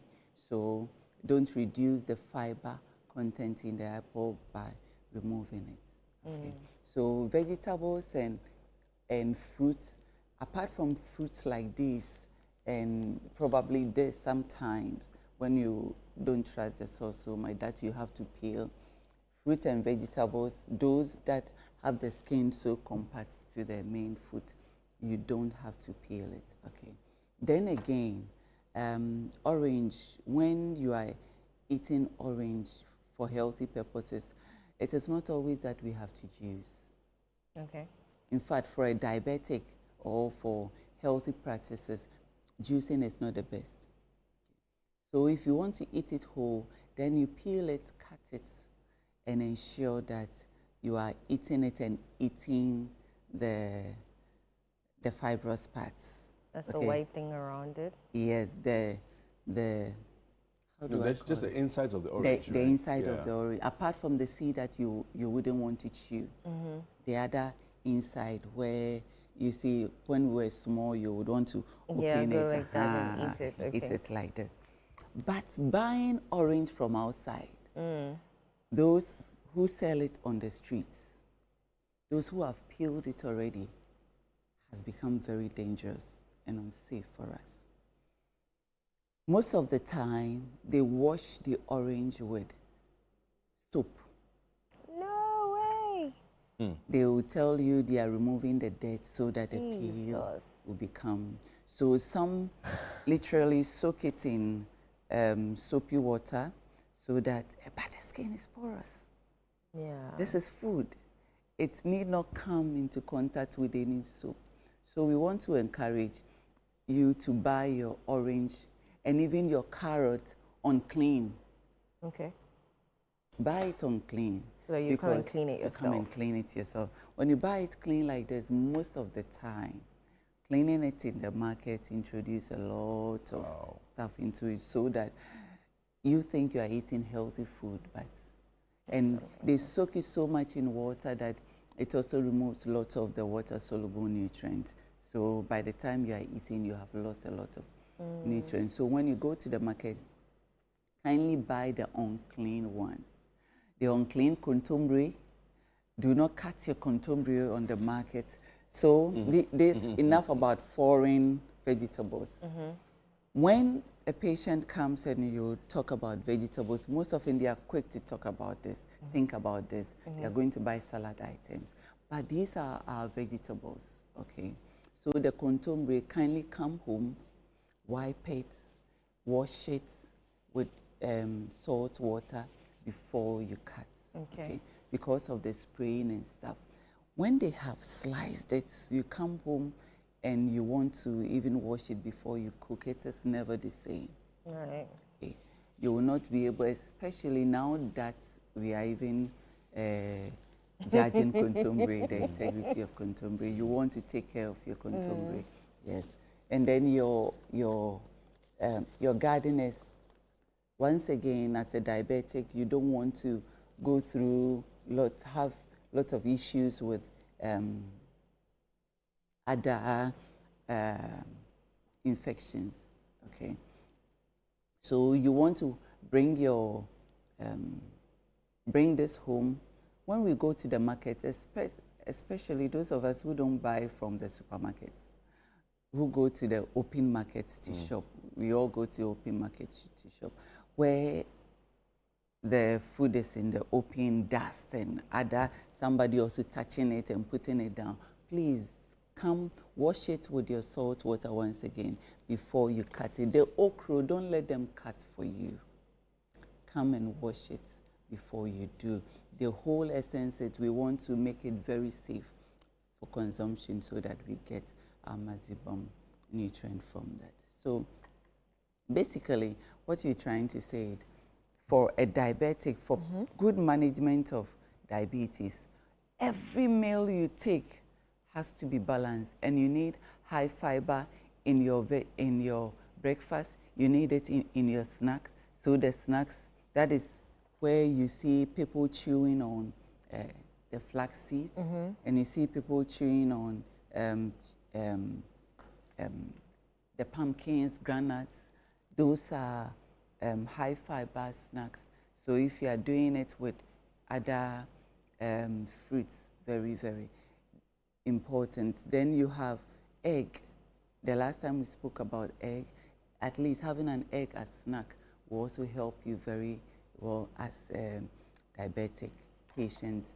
But most importantly, making sure that your rice choices or your grain choices are whole and your vegetables are whole. Whole in the sense that the fact that you can blend apple and cucumber, spinach, mint, and make it a nice smoothie for yourself doesn't make it healthy for a diabetic, importantly. Wow. So if you are diabetic, please eat your fruit and vegetables whole. Do not blend them. The blending has started the mechanical breakdown already. You drink it instead of taking time for digestion to take place and give you the slow release. You get a quick very spike. fast. Yeah. So you are not supposed to blend unless, unfortunately, you cannot chew.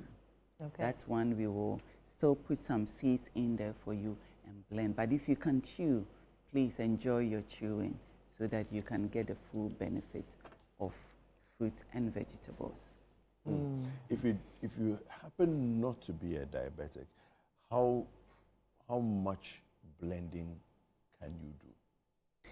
If you happen not to be a diabetic, because we want to prevent diabetes, you don't have to enjoy once in a while. Yes, once in a while. Sometimes when you have you are very hydrated and you want to have some days of good hydration.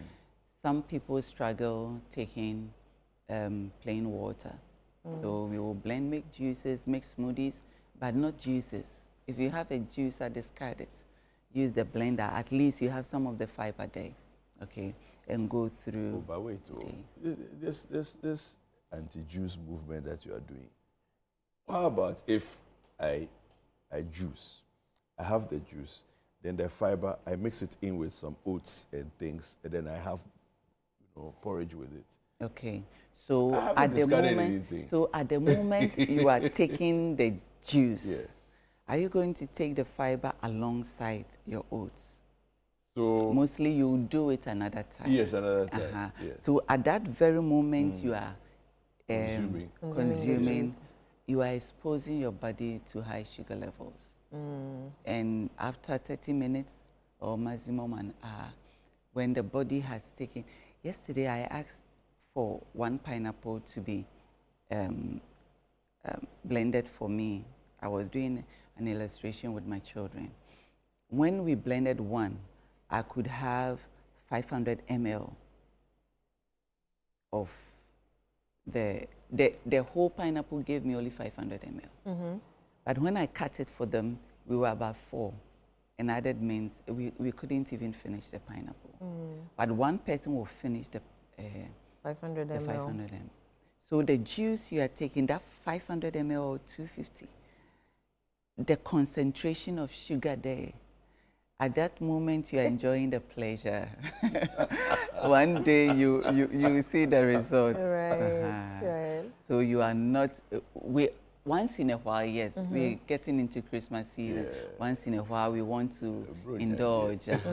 But for healthy practices, having a juicer, and especially for children, okay, we think for us adults, it's okay, we will have them hold. But for children, they will run, they will bend it, Our children are not active like it used to be in those days. Even if they are active, you don't want to make their insulin spike and building, preparing them for insulin resistance one day. So please, allow them to enjoy their strong immunity, protect it with whole fruit for them. All right. Yeah. And I wanted to know what, that one simple habit that if your blood sugar is high, or maybe if you're diabetic, that you can probably munch on or do to control your sugar level. Yes, so because it is regular intake of meals, just making sure that whatever you are eating is whole is very, very important. So then we are cutting down on white bread if you want to do bread. Okay, if you don't want to do bread, super. Okay, but if you are the type that will want to do bread, then you want to go for the brown bread. If you want to go for rice, then at least if you can't take the raw brown rice, mix the white and the brown together. They are very nice. Okay, they are very nice. They are very, very nice. I actually, I don't like brown rice at all. But I tried something. One time I had some brown rice, and I decided, let me sort of dilute it a bit with some of the regular rice. Oh, it changed the thing completely. It was suddenly a very nice experience. Yes. I was like, this is not so bad. So at least when you mix it, you have some of the healthy ones with it. And when you are eating, make sure that the rice is very small and your vegetables are loads. The rice can be quite enough if it is whole brown. But if it is not whole brown, then you want to reduce it and have more of the vegetables. And the vegetables, not the carrots. Carrot is sweet and dense with sugar. Okay, so you can have all these and just a little carrots to enhance the color. Okay, but more of the bell pepper, more of the, I didn't bring lettuce, that is it. But if you are the local me, then you then you would want to take more of your garden eggs. Okay, and more of the okra. So in a fufu, in a bowl of fufu, you want to take about 5-6 garden eggs, cut them.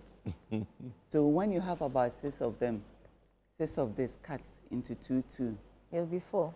You'll be 4. And add your okra. We always ask you to do combinations of vegetables. You will say, patient will tell you that, but I have blended vegetables and used for the soup. So those are my vegetables. You see, by the time your soup is ready, most of the nutrients are gone. But basically, to enjoy fiber, it has to be whole. So the soup, though light soup, it is full of vegetable. You need the cut vegetable to be able to have the benefits of vegetables in your soup.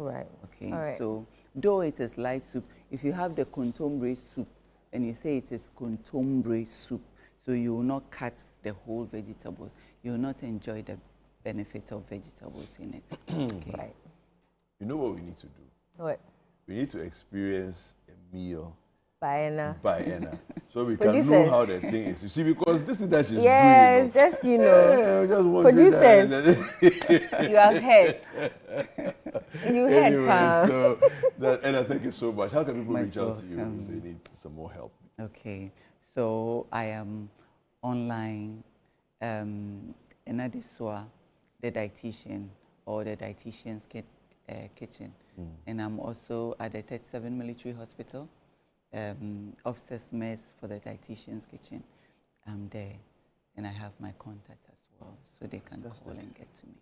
Thank you very much. Most welcome. All right, so we will be right back after this quick break, because Agri-Fair Conversations, you know, is in the same line of conversations. We're going to be right back.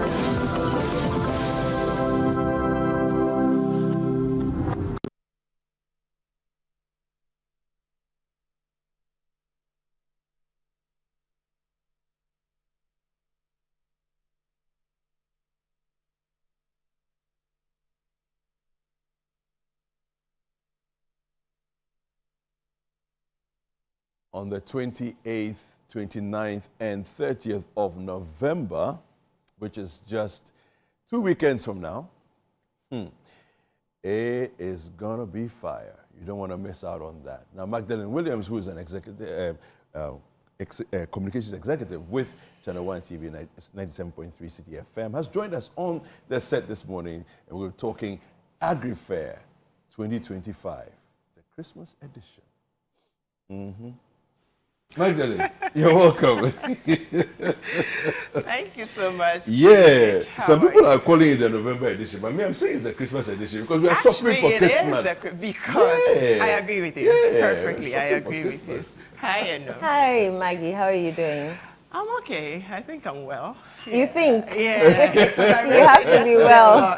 You have to be well. Tell us about the Agri-Fair. How far are we? 100%, 99, 95? Are we almost done? Preparations, I would say 90%. Okay. But the exhibitors are still coming, so we'll give that like 75, 80%. And the payments after that one is a bit low, so we need to revamp that so that they can come in as quickly as they can. Because, you know, we have just about 2 weeks to go, and so it's crunch time now. Agri-Fair is it's pretty simple. It's I like the fact Dr. Enna brought all the goodies that most of the goodies that you'll be seeing at the Agri-Fair. Fresh farm produce, she brought vegetables, she brought grains, you know. I heard about the parboiled rice, and I was really excited about it. I have never tasted it before. So I think I would want to buy some during the Agri-Fair. So it's an exhibition and a fair for only fresh farm produce. So anything from the farm that is fresh. It could be vegetables, it could be crops, it could be livestock, poultry, aquaculture stuff, everything, grains, anything that is fresh from the farm, that you're farming yourself. For this fair, we are not looking at any middle person, okay? It's the consumer and the farmer. So you come as a consumer, you come as a patron to shop directly from the farmers. And that's why we are saying that we're giving the produce to you as farm gate prices. So assuming you're going to, let's say, Somanya to buy mangoes, the price that you're going to get there is the same price that you're going to get at the Agri-Fair store. And the timing is perfect this time payday aso 28, 29, 30, your money has come. So please, you do not, and I repeat, you do not have any excuse to say that I've not been paid, or school fees error. Please, all the seasons for school fees, rent, everything has passed. The money in our bank life and kind of bring it and shop. And don't waste time, because if you do, they say if you snooze, you lose. So start piling up your money. If you want to start your susu in the middle of November, it's allowed. Please start.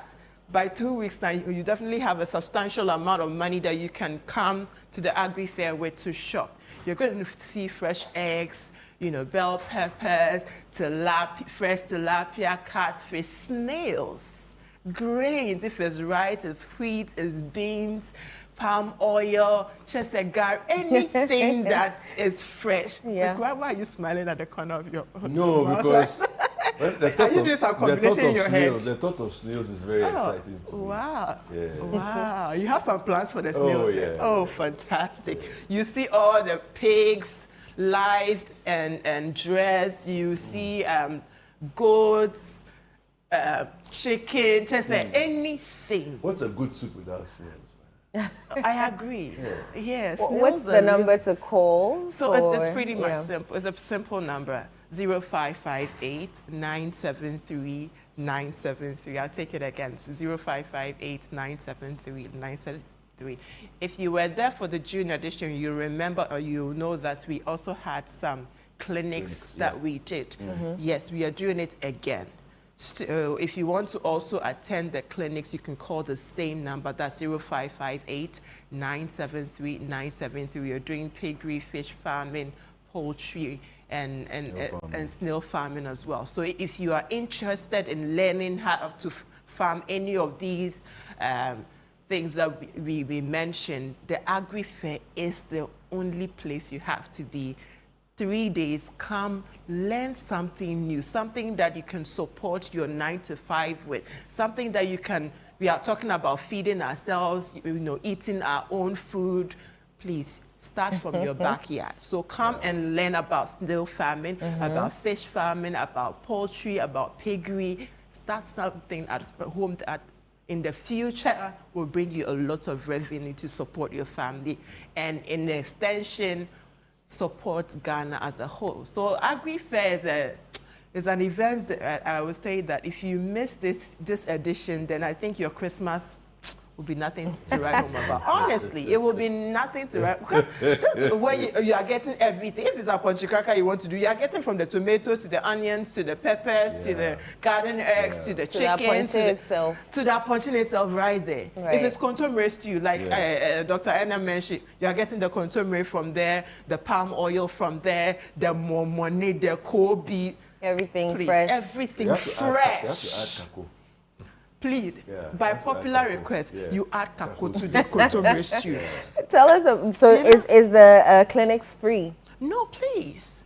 It's a cool, when you call us, we'll tell you. Something very, very affordable that you can, you can pay. But the fair itself the is fair free. to come and shop as a patron is free entry. You don't have to pay at the gate or anything. But to be an exhibitor, you need to pay. So when you call us on 0558-973-973, we're going to give you a registration link, after which we'll give you a cost to pay. Once you pay, please start preparing for the Agri Fair 2025. Let's acknowledge our amazing sponsors. Yes, a lot of them. So we have the Ghana Exim Bank, you have the horticulture, a business platform, you have Legacy Crop Improvement Center, we have Gersel, we have Agri Impact, and the Development Bank Ghana. Thank you so much for coming on board the November or Christmas edition, like David is saying, of the Agri Fair 2025. We are waiting for you. Please pay as soon as you can if you have registered. Exhibitors, time is running out. Please don't tell us we didn't tell you. Advise your people. Definitely come and pay if you haven't. 0558-973-973 is the number to call so that you're not left out. We'll be waiting for you at the Agri Fair at the Ifwa Sutherland Park. And there'll be entertainment as well. Of course. What is the channel one city event without entertainment? So it's a full package. The Grills Village, Aponche. Guinea fowl, pork kebab. So chicken kebab. Don't let us talk plenty. Rabbit kebab. What's your favorite? What's your go-to kebab? I mean, I like everything. So the last fair, and what did you taste? Try this. There was a different, like one steak, but it had different. You know what? You know, we brought up the idea on this set. Jude was here. We talked about the multi-purpose kebab. So you get to you bite into one, you're like, ooh, this is like it's amazing. I'm looking forward to that at the fair this time around. The Girls Village will be there. And there'll definitely be a food court as well. You can buy something to snack on, a drink or food or something. And please, don't leave the kids at home. Bring them. There will be a kids' corner. Don't leave the kids at they home. can be playing while you are doing your shopping. So it's a family affair. Right. Friday, maybe they might be at school, so it's partnerable. But Saturday and Sunday, please don't leave the children at home.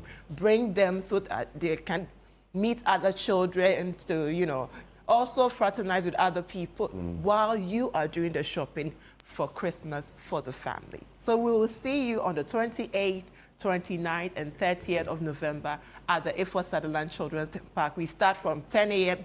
all through to 6 p.m. each day. So yeah, that's it about. Lovely. All right, Maggie, thank you so much. It's been a pleasure. Thank you for having me. Great. If you're not at the Agri Fair, I don't know where you want to be. Yeah, So we'll see you at the Agri Fair. We'll be right back with sports, so don't go away.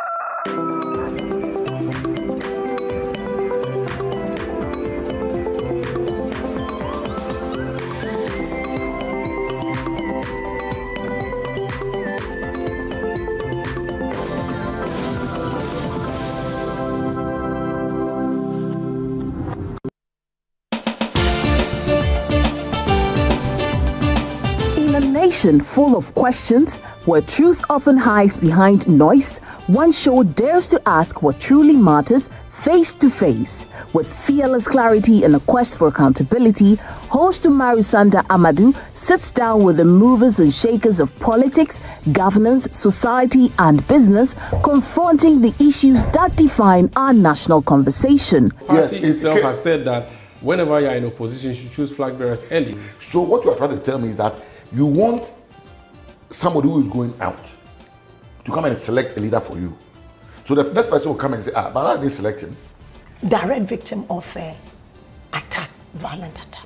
Where and when? The first one happened in Parliament. I was pregnant. Now, for me, it was legitimized by a radio or TV station giving her a position to work. So for you, take issue with GH1 and giving her the platform. That is where the minority is. We are on them. We've asked questions. President Mahama will be a mean president if he prioritizes only his children, NDC people. He needs to demonstrate a Ghanaian government. Every Tuesday at 9 p.m., join Umaru Amadu on Face to Face as he digs deeper, challenges power, and reveals the stories shaping Ghana's future.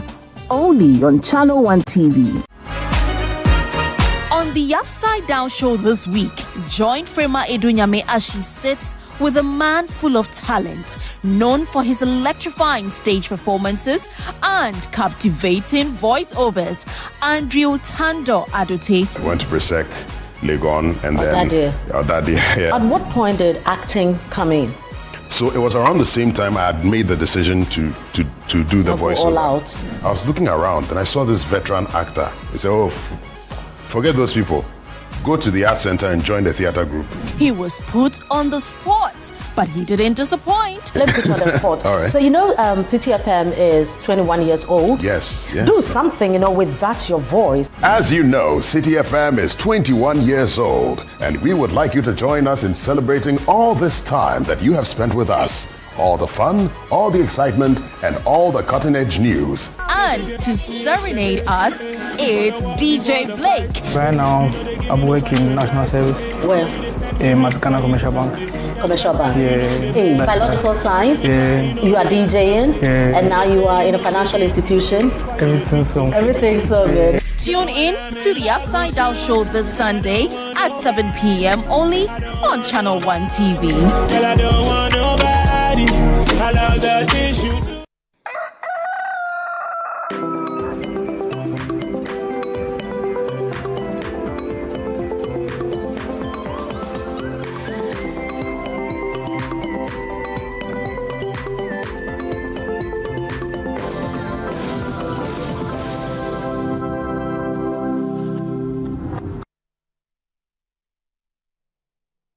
You're welcome back to Sunday Breakfast. We're going straight into sports, and we've been joined by Gabby Ofe. How are you doing? Hi. How's the weather like? Oh, today I think it looked sunny. Sunny? Yeah. Okay, so it's not wet? 2 hours. No, it's not wet. No, I like that. Kitty, why are you looking at me like that? He's our weatherman. Because, you know, we're locked up in the studio. You are in studio. Yeah, so we don't from outside. see what so happens I have the outside. latest update. Latest update on the weather. We have Google. It's not always that story you see there. All right, let me leave it to you. Sports. We're playing who's? Yeah, South Korea on Tuesday. That's the second friendly in the 2025 Korean Cup. It's preparations for the 2026 World Cup. I mean, the countries who are all playing that tournament will be partaking in next summer's World Cup. So Ghana, Japan, South Korea. And Coach Otuado is using these 2 games to fine-tune his squad ahead of that World Cup, which kicks off next year. The draw will be done on December 5. That's what a lot of people are waiting for. But people have been talking about that performance against Japan. And people say that, is this the performance we are going to put up at the World Cup proper? I think it's a yes and no, because the spine of that team did not play in that game against Japan. But the Japanese themselves are also using this game to prep, because they also went into that game without some of their key players, like Karu Mitoma, Hamada. These are very... Yes, they didn't play. Wow. They didn't play, and they were not even happy with that performance they put up against us. Hey. Yes, if you look at the commentary on social media, on X, I mean, there was a Japanese journalist who was not too impressed. So, I mean, that spine of the team was not available for Coach Otuado, but I think he's learned a lot of lessons. I was not too happy with the players we called up to, in the stead of those who were absent. I don't think they put in a lot to give Otuado that when he looks at his bench, he says, okay, these players are people I can rely on. So I want to see what they'll do against South Korea. South Korea themselves, we played them at the last World Cup. We beat them by 3-2.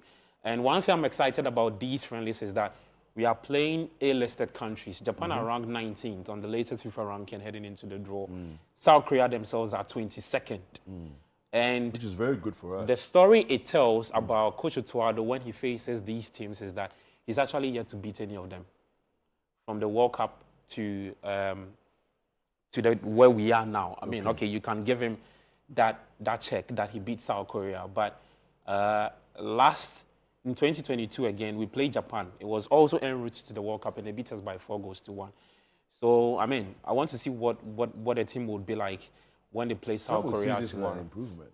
Yeah, it's a slight improvement in terms of the performance was decent, if you ask me. Some of the players who stood up, I think, were also decent. But I think they could have done more. I thought that if you had a span of the team, if you had Kudus, Thomas Partey, Jordan Ayew, Fatai Isaku, Jiku, and all these players, I think then I can judge this team properly. Because we are not going to the World Cup to go and start those who played against Japan. And this is not like to disrespect them or denigrate them or something, but we are going to that World Cup and we have to put our best foot against these teams. So I want to see what the performance will be like against South Korea on Tuesday. The only highlight from that game, which was very bad, was that injury to Abu Francis, who, according to his club, he would miss the World Cup because it's a fracture. And look, it wasn't. It looks like a fracture in an ACL. Yeah, it wasn't too good, and I didn't like people posting that thing over and over, because the more you look at it, it's the more nasty it looks. Yeah. That injury was very bad, and you could tell from the Japanese bench that they were also even scared for the player. There was this player who, I think the player who put in that strike when Abu Francis was trying to clear that ball. Yeah. He had to go to Otuado and speak to him about it. And it tells you about how well-trained this Japanese team is. So the update today with him was that he's undergone a successful surgery. And so we'll see how his body would respond to the treatment that he's been given to. But Toulouse, which is his club, say that he would miss the World Cup. That's very bad for a player who was just trying to find his feet in the Black Star squad. That is so sad. How well was he performing at his club? And that's a good question. In fact, he moved to Toulouse some few weeks before our last game against Comoros in the World Cup qualifier. So he's not even played a lot of games. He's not even played like 5 games for his club side. And in fact, where he was before, I think he was at Club Brugge in Belgium. He wasn't getting a lot of game time. So he was hoping that going to Toulouse, I get some good game time and then prep myself for the World Cup. And this has happened. It's just unfortunate. Interesting. Yeah. Nigeria and Congo? Yes. The Super Eagles. Hey. Honestly, I'm so happy we qualified because the stress is just too much. So you and I were having that discussion, right? Look, that whole route is very complicated. And complicated. But I think, so I checked the teams that Nigeria will be facing. Okay. I think Nigeria has that edge over all the teams to qualify. And I think Nigeria will represent Africa well. This is not like to rule out DR Congo. Okay. Well, but they have to take out DR Congo today. First. Then they can think about playing the Interconfed Cup. They are going to face countries like North Caledonia, there's Curacao, Jamaica, Iraq, Bolivia. These are countries that are ranked below Nigeria. So I expect them to go into the Interconfed Cup and clinch that. It's the 47th and 48th slot. Two teams will actually qualify. Okay. Yeah, so one from Africa and one from the other side, which is Asia. So I think that they have what it takes to actually go past DR Congo today. Their coach in Eric Schell has turned the corner since taking charge of the team. They were struggling at home. I think that was what actually hampered their run in the World Cup qualifiers. They were not performing at home when they are playing in Abuja or wherever it is. But when they moved away from Nigeria and go to their away grounds, that's when they performed. And that's where they claimed a lot of points to get to where they are. If you look at the squad they've got very good players. Victor Osimhen is, I think, arguably Africa's finest striker now, if you speak of him. Ademola Lookman. They've got a lot of players that I think can go past DR Congo. The Congolese themselves also have a very good team. Right. One Bissaka, who is for West Ham United, Noah Sadiki, but on paper they look decent. On the pitch they look very disjointed. So that's what you cannot actually tell which Congolese team will turn up against Nigeria.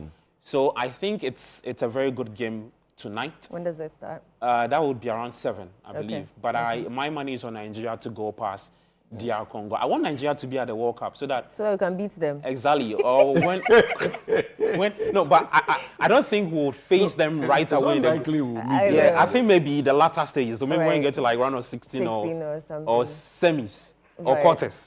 Then we can meet them because Nigeria, I think, are ranked above us. I'm just hoping we don't meet Korea or Japan.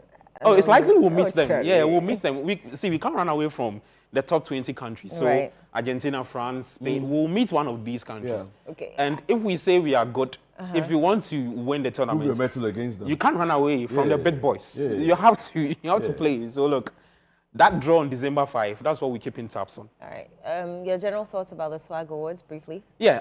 Anton Semenyo, he picked up the Player of the Year. I think he deserves it for what he did at Bournemouth. Yeah. And I mean, that whole thing, Abedi Ayupele, the maestro himself was also honored. I think that's one thing I want to speak about. We need to start paying attention to our legends. Let's not wait for them to die. Yeah. And then we say, oh, this guy was like, I think we need to do that. So that whole initiative by Swag, I commend, and I think it's something that they should continue with. All right, Gabby, thank you so much. Just before we go, though, a quick birthday message here from our own Daniel Abo here at Channel 1 TV. So he's wishing his dad, Prophet Meshek Abo, a happy birthday. May God bless you on this day, and may all your heart desires come true in Jesus' mighty name. Amen. Amen. I didn't know your father was a prophet. Your character is questionable. If I come professor on a life. Yeah. We'll come and meet your father for some, prayers, because it's very, very necessary. But that's our show for you. Which camera? Okay. Thank you so much for joining us for Sunday Breakfast. It's been lovely. See you again next weekend. Keep watching Channel 1 TV. Mwah. Take care.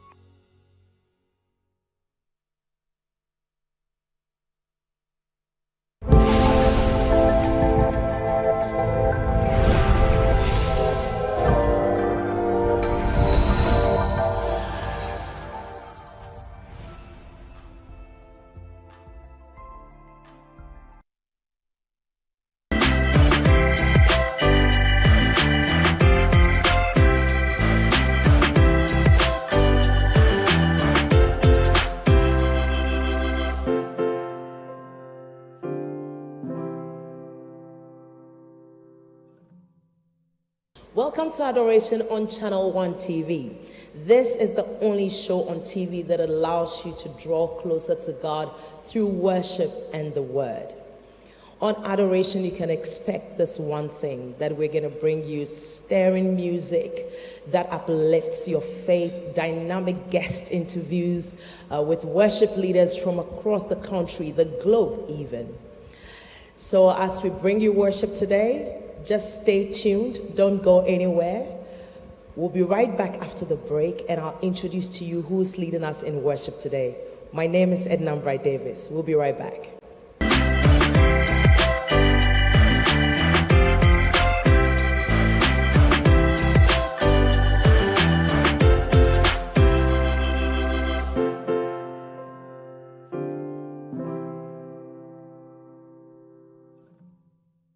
Welcome back to Adoration on Channel 1 TV. Now, today we're going to have spirit-filled worship led by a group whose name is synonymous with worship. We have here, leading us in worship for the first time on Adoration, Pastor Yao Inchidazi and the Harvest Gospel Choir. Thank you. We are so excited to have you on Adoration. Pastor Yao, how are you? God's grace, I'm fine. Well, I mean, the only time I'm this close to you on stage is when? Never, actually. I just see you doing, harvest praise and all that, just leading worship from a distance. So it's great to have you on Adoration. When I'm not in your office. Well, we're excited to have you today. Are you ready for us? Yes, we are. What should we expect this morning? Well, we are just expecting that we'll lead you into the throne room of grace, and that you will partake of the blessings of the Lord before you leave. Yes. Amen. Let's worship. Thank you.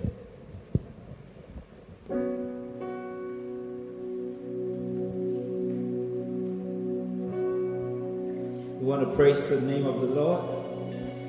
We know you know the song, but just join us as we sing it. Oh, Mema, always on time. You can't do no wrong, oh, Mema. You leave the 99, always for the one. Come on, are you ready, choir?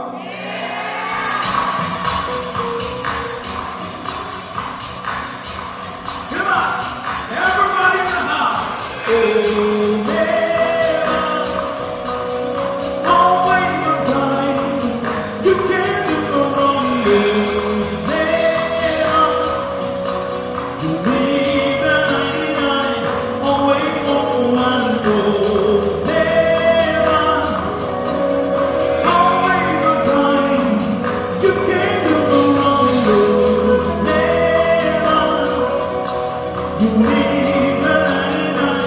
Oh,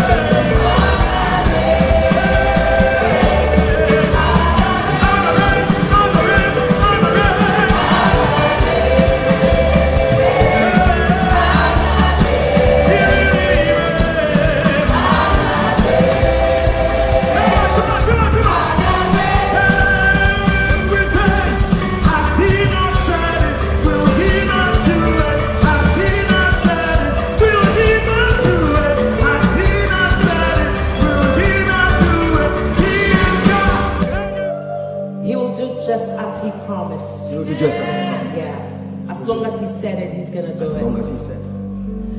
He says, my covenant will I not break, nor alter that which has gone out of my lips. That is the word of God. You can take that to the bank. Thank you. Yeah, sure banker. Sure banker. That's the God we serve. I don't know about you, but we are just blessed in this room. The atmosphere has changed and the place is just saturated with his presence. Has he not said it? Will he not do it?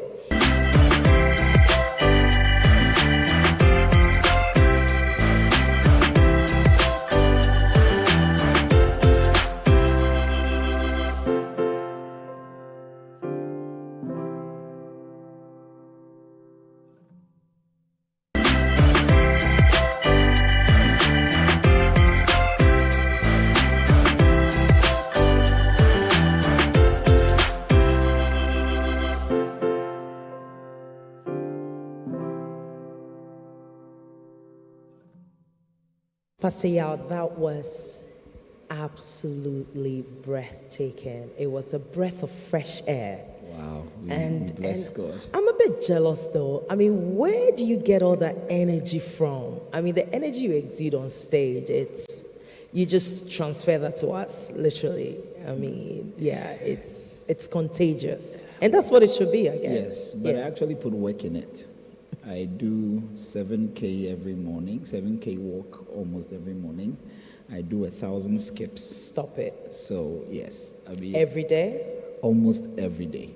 At least in a week, I should have done my skipping like 3 times. 1,000 straight in 14 minutes. Okay. All right. You're my new mentor, please. But, you know, the Harvest Gospel Choir, how long has the Harvest Gospel Choir Harvest Gospel Choir has been around as long as Harvest Chapel International has been. Okay. And you know, this year we celebrated our 30th anniversary, you know, so, I mean, no, that was last year. So we've been around for about 30 years. We've been singing in the church and blessing souls all these times.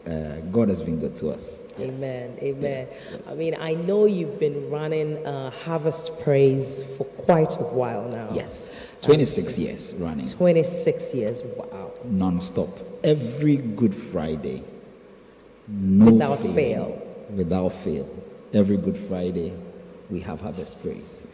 So, I mean, tell me, what is the preparation like towards Harvest Praise? I mean, Harvest Praise is big. It's the only thing happening, you know, well, for a long time it was the only thing happening on Good Friday. Good Friday, that's true. Yes. So, I mean, what is the preparation like?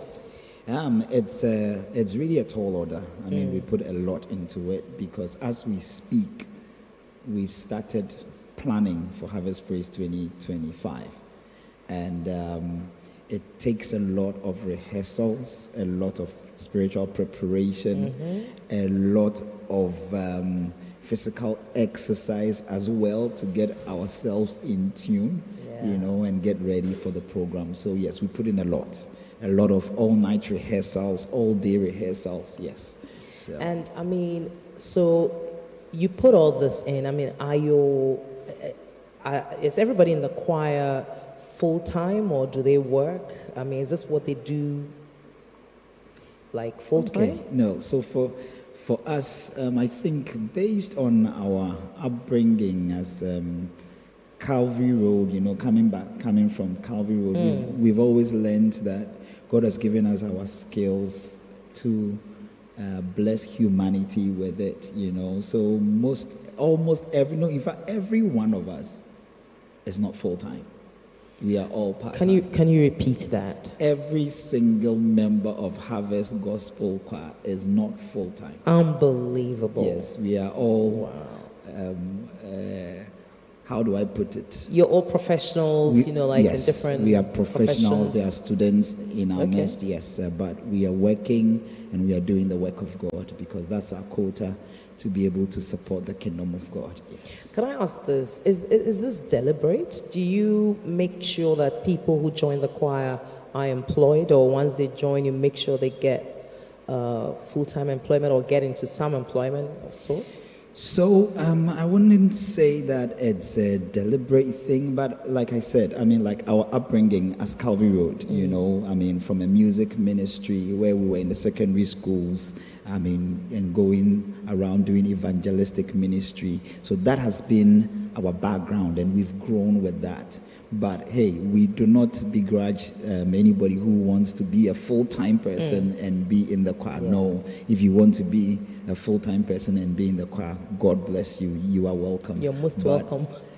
That notwithstanding, we believe that as long as God has blessed you with some skills, it doesn't matter where you are, you can use that skill to be a blessing to the people of God. I mean, this is music to my ears. I mean, it's great to know. Now, I mean, you've been doing this for many years. Yes. I'm sure you have some amazing stories. Can you share some stories, share something with us that has impacted your music or shaped your music in this journey? I'm sure it's been a process. You didn't just arrive here today. No, I didn't. Yeah, I didn't. so, I mean, I didn't start off as a singer. So, I mean, I started off as a prayer warrior, you know, and, but as long as you are in a place where music is the forte, what happens is that it rubs off you, and there's a certain grace that falls on you when you make yourself available. So that is my story, and I remember I was really looking forward to singing alongside Elder Bethel Donko. Oh man, this man could hold us spellbound for over an hour. Wow. Ministering in songs and blessing us. And so it was always my goal. And God being so good, it happened that I moved into the choir. Yeah. And I got to sing with him, and he's been my mentor since. But one other thing that has really touched me was when the legendary late Andre Crouch came to Ghana. It was Harvest Praise 2010? Yes. That's it was such a big blessing. And he sat with us and he shared some things. And he told us that although he's won so many Grammy Awards,